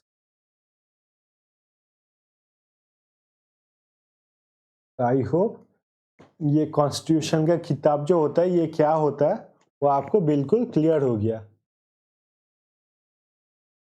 अब देखते हैं कॉन्स्टिट्यूशन की अगर बात की जाए, जो कॉन्स्टिट्यूशन सबसे पहले लिखा गया था और सबसे पहले ये जब स्टार्ट हुआ था तब उसमें थे आपके 395 आर्टिकल्स, 22 पार्ट्स और 12 शेड्यूल्स। ये एकदम स्टार्टिंग में था, तो स्टार्ट में इसको अडॉप्ट किया गया था। तब स्टार्टिंग में आपके 395 आर्टिकल्स, 22 पार्ट्स और 12 शेड्यूल्स है। और अभी का अगर देखा जाए तो इसमें है आपके 448 आर्टिकल्स, 25 पार्ट्स और 12 शेड्यूल्स। ये नाउ है। आप अगर देखें तो नंबर ऑफ आर्टिकल्स और नंबर ऑफ पार्ट्स दोनों इंक्रीज हुए, सिर्फ आपका जो सेम रह गया वो है नंबर ऑफ शेड्यूल्स। अब सबसे पहले पढ़ेंगे हम लोग प्रीएम्बल के बारे में। प्रीएम्बल को क्या बोला गया है? Objective resolution. ऑब्जेक्टिव रेजोल्यूशन सबसे पहले किसने प्रेजेंट किया था? तो सबसे पहले प्रेजेंट किया था इसे जवाहरलाल नेहरू ने। तो ये ऑब्जेक्टिव रेजोल्यूशन क्या है? ये है इंट्रोडक्शन टू द कॉन्स्टिट्यूशन। इसमें क्या क्या लिखा हुआ है हम लोग एक बार देख लेंगे। इसमें लिखा हुआ है इंडिया कैसे कंट्री बनेगा। इंडिया जो है वो नया कंट्री था और इंडिया किस हिसाब से और क्या क्या नियम फॉलो करेगा अपने को फॉर्म करने के लिए, तो उसमें लिखा हुआ है आपका sovereign, socialist, secular, democratic, Republic, country होगा इंडिया। तो पहला है आपका सोवरेन। सोवरेन मतलब इंडिया का अपना लॉ होगा और वही लॉ इंडिया फॉलो करेगी और दूसरी कोई कंट्री की बात नहीं सुनेगी। सोशलिस्ट मतलब हर एक जो इंसान है इंडिया में उसको ग्रोथ का एक इक्वल अपॉर्चुनिटी मिलेगा। सेक्युलर, सेक्युलर का मतलब यही हो गया कि हर एक धर्म को जो इंडियंस है वो रेस्पेक्ट करेंगे और अपने में भाईचारा बना के रहेंगे। डेमोक्रेटिक, डेमोक्रेटिक का मतलब यही है जो इंडिया में हेड होंगे, प्राइम मिनिस्टर होंगे या फिर कोई भी मिनिस्टर होंगे उनको लोग चूज करेंगे। फिर है आपके रिपब्लिक। रिपब्लिक का मतलब यही होता है कि इंडिया में जितने भी लॉस पास होंगे वो सब पास होंगे through the constitution of India. तो ओनली लीगल लॉ जो रहेगा इंडिया में वो है आपका कॉन्स्टिट्यूशन का। तो यहाँ पर कॉन्स्टिट्यूशन में दिया गया है कि सिटीजन्स के लिए क्या क्या फैसिलिटीज अवेलेबल किया जाएगा। जैसे कि सिटीजन्स को हमेशा जस्टिस दिया जाएगा on the social level, economic level, political level. Liberty है उनको, मतलब फ्रीडम है उनको अपने थॉट के लिए, एक्सप्रेशन के लिए, बिलीफ के लिए, फेथ के लिए और वर्शिप के लिए। इक्वालिटी उनके लिए होगा in the status end of opportunity. और सभी के बीच में प्रमोट किया जाएगा आपका फ्रेटर्निटी। फ्रेटर्निटी का मतलब क्या हो गया? आपका ब्रदरहुड प्रमोट किया जाएगा। अगर 42nd कॉन्स्टिट्यूशनल अमेंडमेंट एक्ट देखा जाए 1976 में, इसमें दो वर्ड्स ऐड किए गए थे प्रीएम्बल में, जो कि है आपका सोशलिस्ट और सेक्युलर। इसे ऐड किया गया था 42nd कॉन्स्टिट्यूशनल अमेंडमेंट एक्ट। ये कॉन्स्टिट्यूशनल अमेंडमेंट एक्ट तो बहुत फेमस हो गया, CAA के नाम से आप ज्यादातर न्यूज में देखोगे। ये क्या है? अगर कॉन्स्टिट्यूशन में कोई भी चीज आप चेंज करना चाहते हो तब आपको पार्लियामेंट में एक लॉ पास करना होता है और उसी लॉ को कहा जाता है आपका कॉन्स्टिट्यूशनल अमेंडमेंट एक्ट। इसके बाद हम लोग पढ़ेंगे पार्ट्स के बारे में। अगर पार्ट्स के बारे में बात की जाए तो इंडिया में टोटल कॉन्स्टिट्यूशन में टोटल 22 पार्ट्स है, पर यहाँ पर हम कुछ इंपॉर्टेंट पार्ट्स के बारे में ही पढ़ेंगे। पहला है आपका सेकंड है आपका सिटीजनशिप। पार्ट 2 में आपका सिटीजनशिप। सिटीजनशिप क्या बोलता है कि इंडिया में कोई भी डुअल सिटीजनशिप नहीं होगा।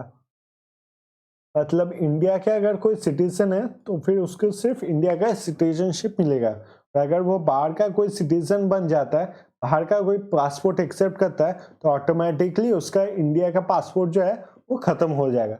इंडिया में डुअल सिटीजनशिप अलाउ नहीं किया जाता है। पार्ट 3 में है हम लोग का फंडामेंटल राइट्स, जो कि हम लोग का मौलिक अधिकार बोला जाता है। फंडामेंटल राइट्स हम लोग का क्या क्या है, तो उसमें है आपका right to equality, right to freedom, right against exploitation, right to freedom of religion, cultural and educational right, और राइट टू कॉन्स्टिट्यूशनल रेमेडीज।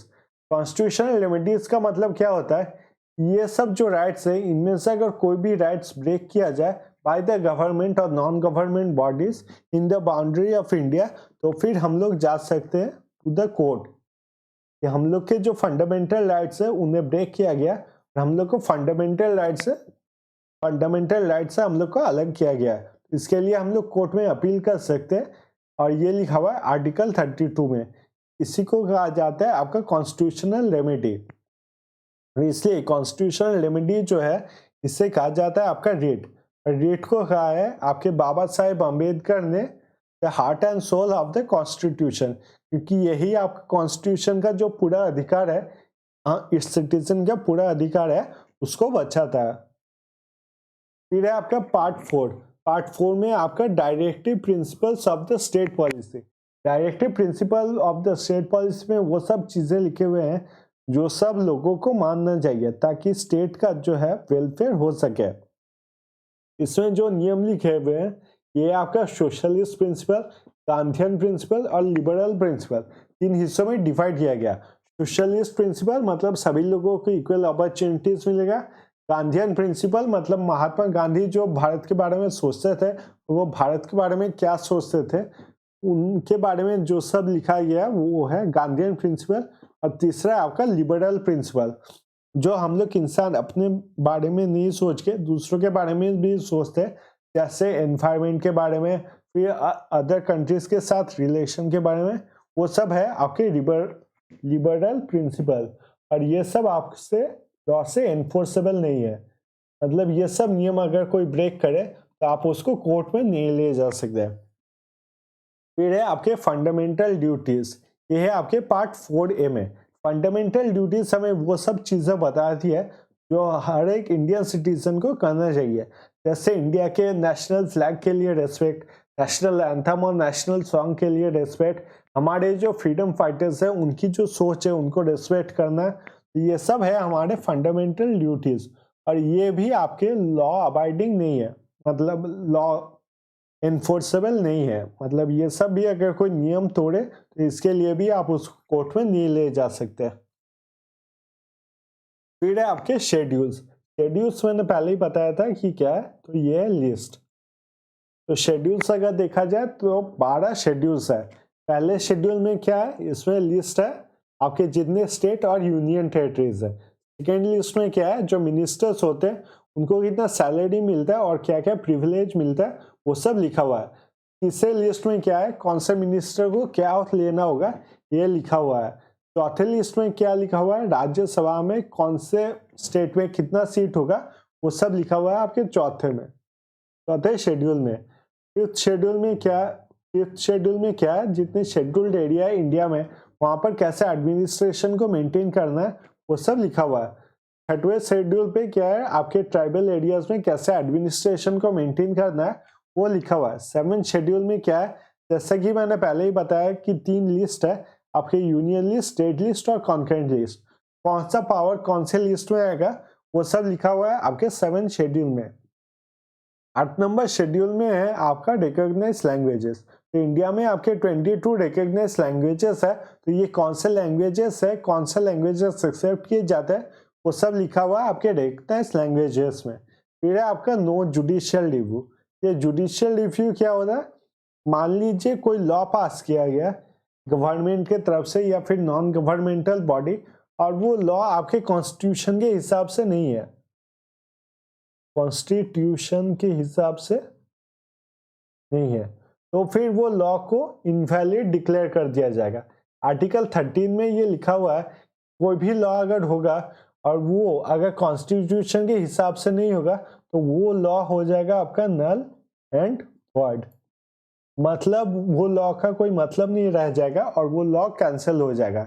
यही है आपका जुडिशियल रिव्यू। तो इस 9th शेड्यूल में क्या लिखा हुआ है, ऐसे कुछ लॉज लिखे हुए हैं जिनके ऊपर जुडिशियल रिव्यू जो है वो अप्लाई नहीं किए जा सकते, मतलब ये लॉ पास करने से आप जुडिशियल रिव्यू उसके ऊपर नहीं ला सकते हैं। फिर 10 नंबर पे आपका एंटी डिफेक्शन, 11 नंबर पे आपका पंचायती राज। पंचायती राज में देखा जाता है कि पंचायत में कैसे काम किया जाएगा और उसका कैसा ऑर्गेनाइजेशन किया जाएगा। वैसा ही है आपका म्यूनिसिपल कॉर्पोरेशन, म्यूनिसिपल को कैसे ऑर्गेनाइज किया जाएगा और कैसे काम होगा, वही है आपका म्यूनिसिपल कॉर्पोरेशन। तो यहाँ पर क्वेश्चन देख लेंगे, which is legally enforceable. Option A है प्रियम्बल, ऑप्शन बी है शेड्यूल्स, ऑप्शन सी है फंडामेंटल राइट या फिर ऑप्शन डी है फंडामेंटल ड्यूटीज। तो इनमें से कौन सा है जो लॉ से एनफोर्सेबल है या फिर लॉ को मानना पड़ता है। ऑप्शन ए है आपका प्रियम्बल, ऑप्शन बी है शेड्यूल्स, ऑप्शन सी है फंडामेंटल राइट या फिर ऑप्शन डी फंडामेंटल ड्यूटीज।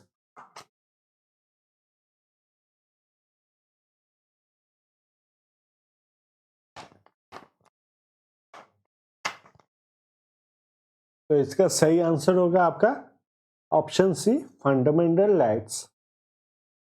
हम लोग लास्ट पार्ट देख लेंगे। तो हम लोग पढ़ेंगे यहाँ पर पार्लियामेंट के बारे में।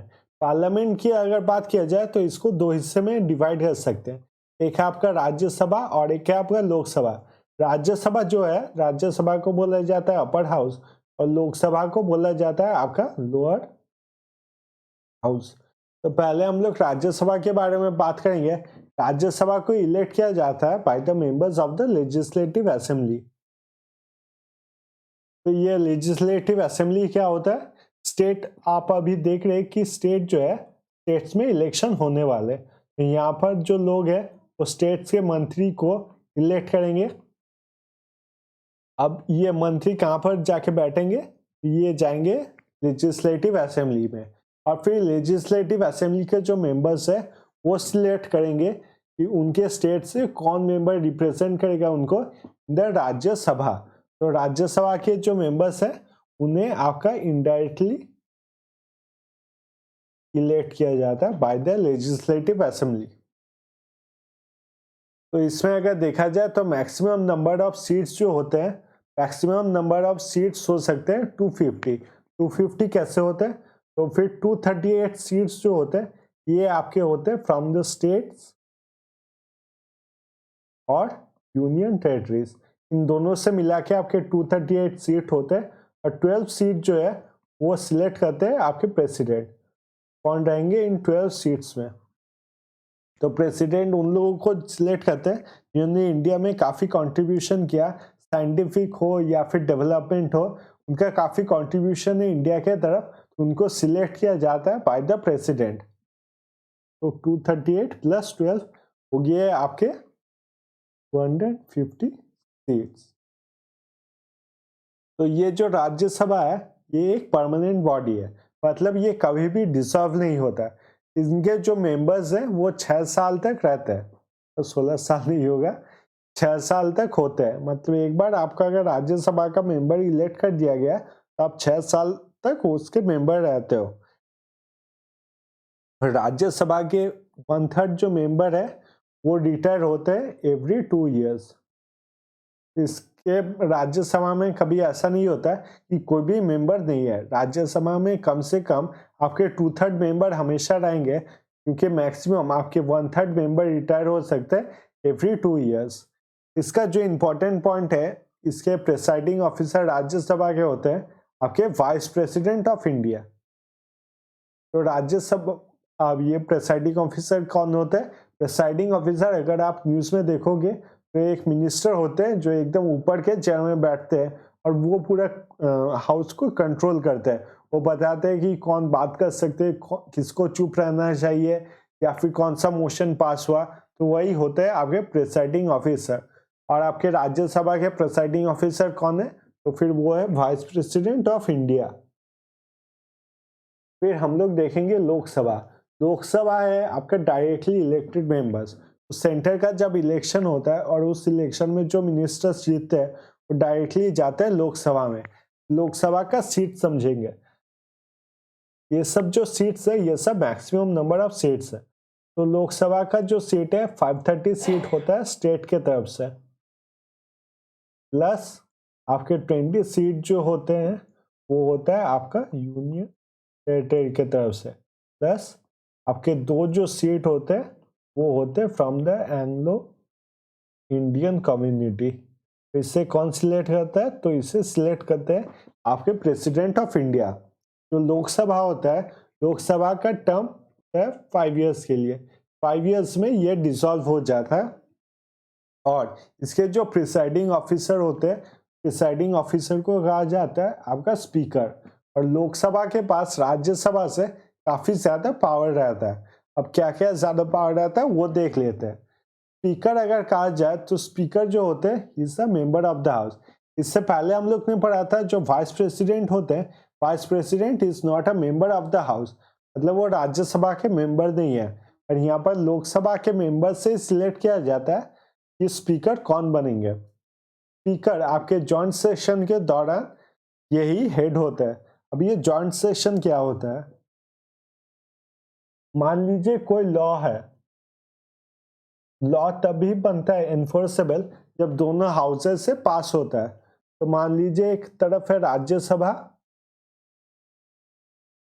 और दूसरे तरफ है लोकसभा। कोई बिल है जो कि आपके लोकसभा से तो पास हो गया पर राज्यसभा से पास नहीं हुआ, या फिर राज्यसभा से पास हो गया पर लोकसभा से पास नहीं हुआ। इस टाइम पे होता है आपका जॉइंट सेटिंग। इसका मतलब होता है राज्यसभा लोकसभा के मेंबर्स एक साथ बैठते हैं और इन दोनों का जो प्रिसाइडिंग ऑफिसर होते हैं वो है आपके स्पीकर। यहाँ पर जॉइंट सेटिंग है इसीलिए स्पीकर आपके जॉइंट सेटिंग के दौरान स्पीकर होते हैं आपके प्रिसाइडिंग ऑफिसर। तो इसके अलावा भी अगर लोकसभा में देखा जाए तो लोकसभा में आपका पास किया जाता है कॉन्फिडेंस और नो कॉन्फिडेंस मोशन। तो जो आप देखते हैं न्यूज में कि नो कॉन्फिडेंस मोशन किसी पार्टी के खिलाफ मूव किया जा रहा है तो सिर्फ और सिर्फ लोकसभा में किया जा सकता है, या फिर जितने मनी बिल्स होते हैं वो सब भी आपके लोकसभा में ही होते हैं। जैसे कि कोई मनी बिल है, मनी बिल क्या है? मनी बिल ये होता है कि गवर्नमेंट को खर्चा करना है, उसके लिए वो परमिशन लेती है फ्रॉम द पार्लियामेंट। तो जैसा कि नियम है कि राज्यसभा लोकसभा दोनों में पास करना होगा। तो ये जो मनी बिल है वो सिर्फ इंट्रोड्यूस हो सकता है आपके राज्यसभा में। मान लीजिए एक बार राज्यसभा में पास हो गया, वो बिल चला जाता है आपके लोकसभा में। मान लीजिए वो बिल अगर पास हो गया, वो बिल चला जाता है राज्यसभा में। राज्यसभा में 14 डेज वो बिल रहने के बाद वो ऑटोमेटिकली कंसिडर कर दिया जाता है कि राज्यसभा में वो बिल पास हो गया, चाहे वो बिल पास हो या फिर ना हो। और वो बिल को प्रेसिडेंट साइन करते हैं, वो आपका लॉ बन जाता है। तो ये मनी बिल में भी लोकसभा का बहुत ज्यादा पावर रहता है। लोकसभा का इतना ज्यादा पावर क्यों रहता है? क्योंकि लोकसभा के जो मेंबर्स है वो directly elected by the people. India के कॉन्स्टिट्यूशन में क्या लिखा हुआ है कि इंडिया कौन सा कंट्री बनेगा? तो इंडिया बनेगा आपका एक डेमोक्रेटिक कंट्री। इसके बाद देखेंगे हम लोग यूनियन बजट के बारे में।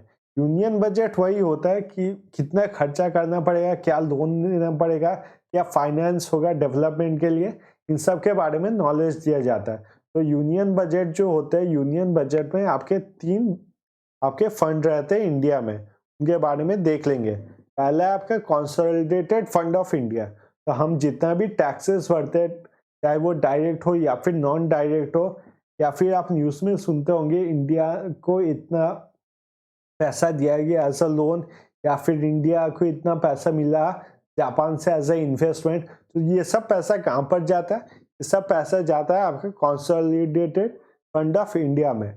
तो यहाँ पर आपके गवर्नमेंट के जो हायर ऑफिशियल होते हैं, मान लीजिए सुप्रीम कोर्ट के जज हो गए, आपके ऑडिटर जनरल ऑफ इंडिया हो गए, इनके जो इनकम होता है ये सब सैलरीज होते हैं, ये सब मिलता है आपका कंसोलिडेटेड फंड ऑफ इंडिया में। इसको छोड़ के भी डेवलपमेंट के लिए जो गवर्नमेंट पैसा निकालती है वो सब पैसा निकलता है आपका कंसोलिडेटेड फंड ऑफ इंडिया से। इससे पैसा निकालने के लिए क्या चाहिए, तो चाहिए आपका अप्रूवल ऑफ द पार्लियामेंट। तो पार्लियामेंट से अप्रूवल मिलने के बाद ही आपका कंसोलिडेटेड फंड ऑफ इंडिया से पैसा निकाल सकते हैं। इसके बाद है आपका contingency fund of India. Contingency fund of India एक इमरजेंसी फंड है जिससे पैसा यूज कर सकते हैं आपके प्रेसिडेंट और आपके finance minister of India.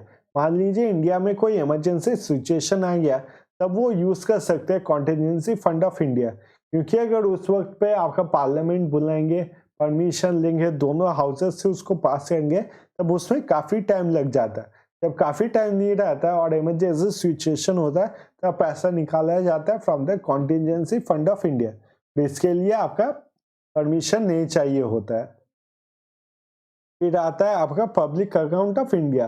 Public account of India, मान लीजिए कोई पब्लिक फंड है, पब्लिक अकाउंट है, तो उसमें जो पैसा रखा जाता है वही होता है पब्लिक मनी, जहाँ पर रखा जाता है वही आपका पब्लिक अकाउंट ऑफ इंडिया। इसके बाद हम लोग पढ़ेंगे सुप्रीम कोर्ट के बारे में। सुप्रीम कोर्ट में सबसे पहले हम लोग पढ़ेंगे कि जो जज होते हैं उनको क्या क्या क्राइटेरिया फुलफिल करना पड़ता है। Excuse me. तो सुप्रीम कोर्ट के जज जो होते हैं उन्हें जो पहला क्राइटेरिया फुलफिल करना पड़ता है कि उनको इंडिया का एक सिटीजन होना पड़ता है। इन तीनों में से एक क्राइटेरिया उनको फुलफिल करना पड़ता है। पहला क्राइटेरिया क्या है कि उनको हाई कोर्ट का जज होना होगा 5 साल तक, कि किसी भी हाई कोर्ट या फिर बहुत सारे हाई कोर्ट का उनको जज रहना पड़ेगा 5 साल तक। या फिर हो सकता है कि वो 10 साल तक हाई कोर्ट के एडवोकेट रहे, तो हाई कोर्ट्स के उन्हें एडवोकेट होना पड़ेगा 10 साल तक। या फिर उनको एक जूरिस्ट होना पड़ेगा, distinguished jurist in the eyes of the president. तो इन तीनों में से अगर वो कोई भी क्राइटेरिया फुलफिल करते हैं और वो सिटीजन ऑफ इंडिया होते हैं तो ही कैन बी अ जज ऑफ द सुप्रीम कोर्ट। तो सुप्रीम कोर्ट जो है वो बहुत ज़रूरी है कि जो मिनिस्टर्स है और आपके जुडिशियल मिनिस्टर्स है उनसे दूर रखा जाए ताकि उन पर कोई पॉलिटिकल इन्फ्लुएंस ना आ सके।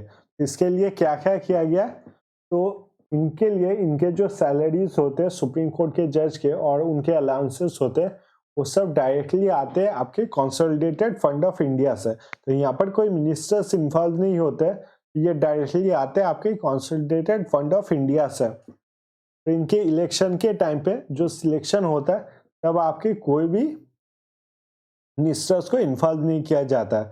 जो जज होते वही अपना इलेक्शन बताते हैं, वही चूज करते हैं और फाइनली वो प्रेसिडेंट को बताते हैं और प्रेसिडेंट उसमें सहमति देते हैं सिर्फ। तो ये देखा गया कि कोई भी मिनिस्टर्स को इन्वॉल्व ना किया जाए in the election of the jury या फिर जज ऑफ द सुप्रीम कोर्ट। और तीसरा, can be removed only by the president. अगर आपका जज को रिमूव करना सुप्रीम कोर्ट पे तो फिर आपके प्रेसिडेंट रिमूव कर सकते हैं, वो भी after getting a majority from both the Rajya Sabha and Lok Sabha. तो राज्यसभा लोकसभा में दोनों में पास करना पड़ेगा बिल, और दोनों में जब ये बिल पास करेंगे उसके बाद ही सुप्रीम कोर्ट के जज जो है उनको हटाया जा सकता है। अब देखेंगे जुरिस्डिक्शन, मतलब सुप्रीम कोर्ट के पास कैसे केसेस आते हैं, उन्हें क्या में फॉलो किया जाता है। पहला है आपका ओरिजिनल जुरिस्डिक्शन। ओरिजिनल जुरिस्डिक्शन मतलब सुप्रीम कोर्ट के पास डायरेक्ट मान लीजिए कोई केस आया तो वो होता है ओरिजिनल जुरिस्डिक्शन। फिर आता है आपका रिट जुरिस्डिक्शन। रिट जुरिस्डिक्शन फिर से आपका आर्टिकल 32 के बारे में है, जो कि आपके कोई भी अगर फंडामेंटल राइट्स दिए जाएंगे तो फिर उसके खिलाफ आपका रिट जुरिस्डिक्शन होगा। जैसे कि आपने मूवी देखा होगा जॉली LLB 2 जिसमें अक्षय कुमार रहते हैं, तो वहां पर जो रिट जुरिस्डिक्शन यूज किया जाता है वहां पर क्या है, उसका था राइट टू लाइफ। उसे जब धोखे से गोली मार दिया जाता है तो उसके खिलाफ केस किया जाता है और वो गिरता है अंडर द रिट जुरिस्डिक्शन। तो कोई भी अगर फंडामेंटल राइट्स आप छीनोगे from the citizen of India तो उसके खिलाफ किया जा सकता है रिट जुरिस्डिक्शन। फिर आता है अपीलेट जुरिस्डिक्शन।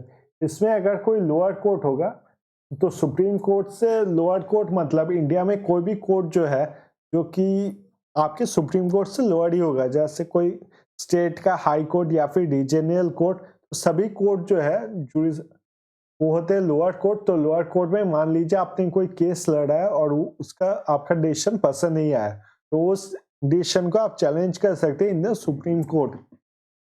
फिर आता है एडवाइजरी। एडवाइजरी में आता है आर्टिकल 143।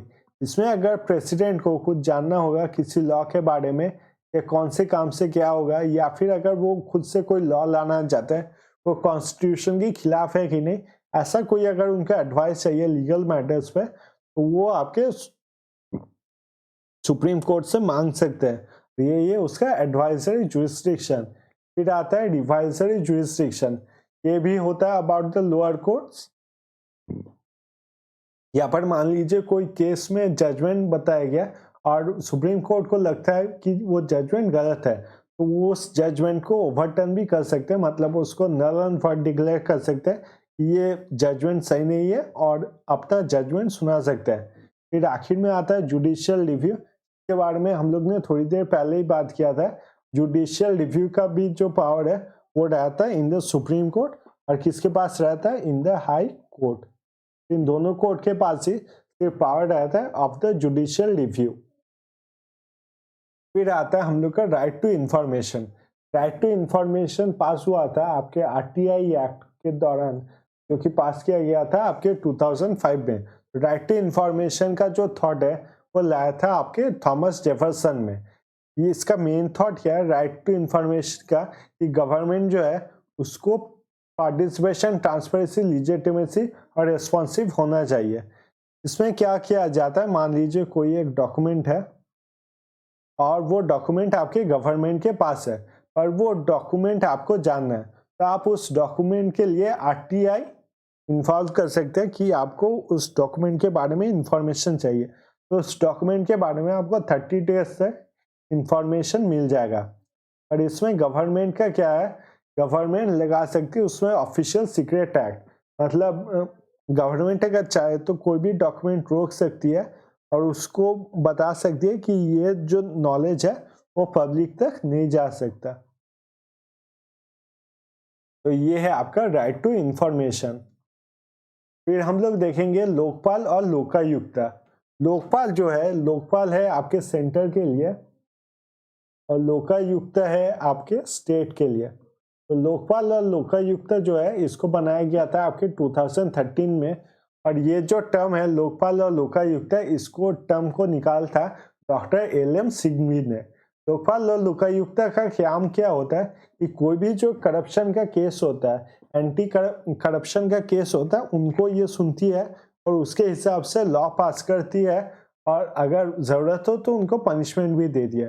और ये ज्यादातर ट्राई यही करती है कि दोनों पार्टीज के बीच में जो मैटर है उसको सॉल्व कर दिया जाए। तो ये बनाया गया for the prevention of corruption, और इसी को कोर्ट को कहा जाता है आपका ऑम्ब्यूड्समैन। मतलब ये जो सॉल्व करती है केसेस, इसी को कहा जाता है ऑम्ब्यूड्समैन। ये एक स्टैट्यूटरी बॉडीज है। स्टैट्यूटरी बॉडी मतलब क्या है, जो अपना लॉ पास कर सकती है। तो अगर लोकपाल और लोकायुक्ता की बात की जाए तो इसे सबसे पहले किसने निकाला था, तो फिर आया था ये अशोक कुमार सेन के द्वारा in the 1960s in the parliament. पर इसे पास करने के लिए इतने साल लग गए, और हम सबको पता है कि अन्ना हजारे ने अनशन किया था, तभी ये पास हो पाया था लोकपाल और लोकायुक्ता। फिर आते हैं आपके नीति आयोग पे। नीति आयोग की अगर बात की जाए तो इसे स्टार्ट किया गया था 1 जनवरी 2015 को। इसको किसको हटा के स्टार्ट किया गया था, तो हटाया गया था आपके प्लानिंग कमीशन पे। नीति आयोग का जो मेन थ्योरी है वो है आपका bottom up approach. Bottom up approach में क्या देखा जाता है कि विलेजेस जो है, विलेजेस अपने आइडिया से विलेजेस से स्टेट पे पहुंचे और स्टेट से सेंटर तक आइडिया पहुंचे। तो इसी चीज को बोला जाता है आपका बॉटम अप अप्रोच। इसी को यूज किया गया था नीति आयोग में, जहाँ पर सेंटर, स्टेट्स और सभी लोगों को एक साथ मिलाया गया था। इसके जो चेयरपर्सन है ये है आपके प्राइम मिनिस्टर, और गवर्निंग काउंसिल जो है वो है आपके स्टेट के chief ministers, union governments of the union territory. यहाँ पर आप देख रहे हैं स्टेट्स और यूनियन टेरिटरीज को इन्वॉल्व किया जा रहा है, यहाँ पर आपका सेंटर को इन्वॉल्व किया जा रहा है। इसको छोड़ के भी आपके जो एमिनेंट पर्सनालिटीज होते हैं जिन्हें बहुत सारा एजुकेशन रहता है, आइडियाज रहता है, उनको भी इसमें इन्वॉल्व किया जाता है। तो नीति आयोग का अगर देखा जाए तो इसमें दो पार्ट्स रहते हैं। पहला है आपका टीम इंडिया हब और दूसरा है आपका knowledge and innovation hub. Team India hub की अगर बात की जाए तो टीम इंडिया हब में आपका सेंटर और स्टेट के बीच में अच्छे से रिलेशन रहे और इनके बीच में अच्छे से कम्युनिकेशन रहे, यही मेनली देखा जाता है। और नॉलेज एंड इनोवेशन हब तो हम लोग नाम से ही समझ सकते हैं कि यहाँ पर जितने आइडियाज होते हैं और प्लानिंग होते हैं मेनली यहाँ पर किए जाते हैं। इसके बाद पढ़ेंगे हम लोग गुड गवर्नेंस इंडेक्स के बारे में। गुड गवर्नेंस इंडेक्स जो है इसे स्टार्ट किया गया था 2014 में during the birthday of Atal Bihari Vajpayee. तो 25 दिसंबर को जब उनका बर्थ एनिवर्सरी था तब इसे स्टार्ट किया गया था गुड गवर्नेंस इंडेक्स को। और यहाँ पर इंडिया के जो मेजर स्टेट्स होते हैं जो कि इंडिया के मेजॉरिटी जीडीपी को कंट्रीब्यूट करते हैं उनका रैंकिंग देखा जाता है ऑन द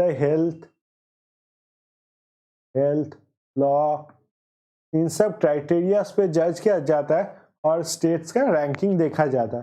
तो आपका 18 स्टेट्स रहता है और 2019 में जो स्टेट्स एक नंबर पे था वो था आपका तमिलनाडु। तो आज का आखिरी क्वेश्चन देख लेंगे। Rajya Sabha dissolves in how many years?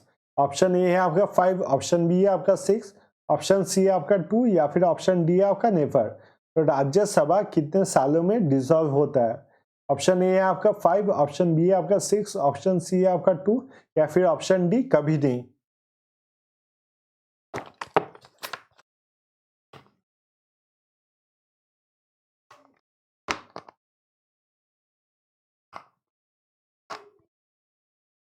तो इसका सही ऑप्शन क्या होगा आपका? इसका सही ऑप्शन होगा आपका ऑप्शन डी नेवर। तो 5 साल में क्या डिसॉल्व होता है? तो डिसॉल्व होता है आपका लोकसभा। 6 साल में देखा जाएगा जो मेंबर्स को इलेक्ट किया जाता है राज्यसभा के लिए, 6 साल के लिए आपके राज्यसभा के जो मेंबर्स होते हैं उनको इलेक्ट किया जाता है। और 2 साल में 1/3 of the members of the Rajya Sabha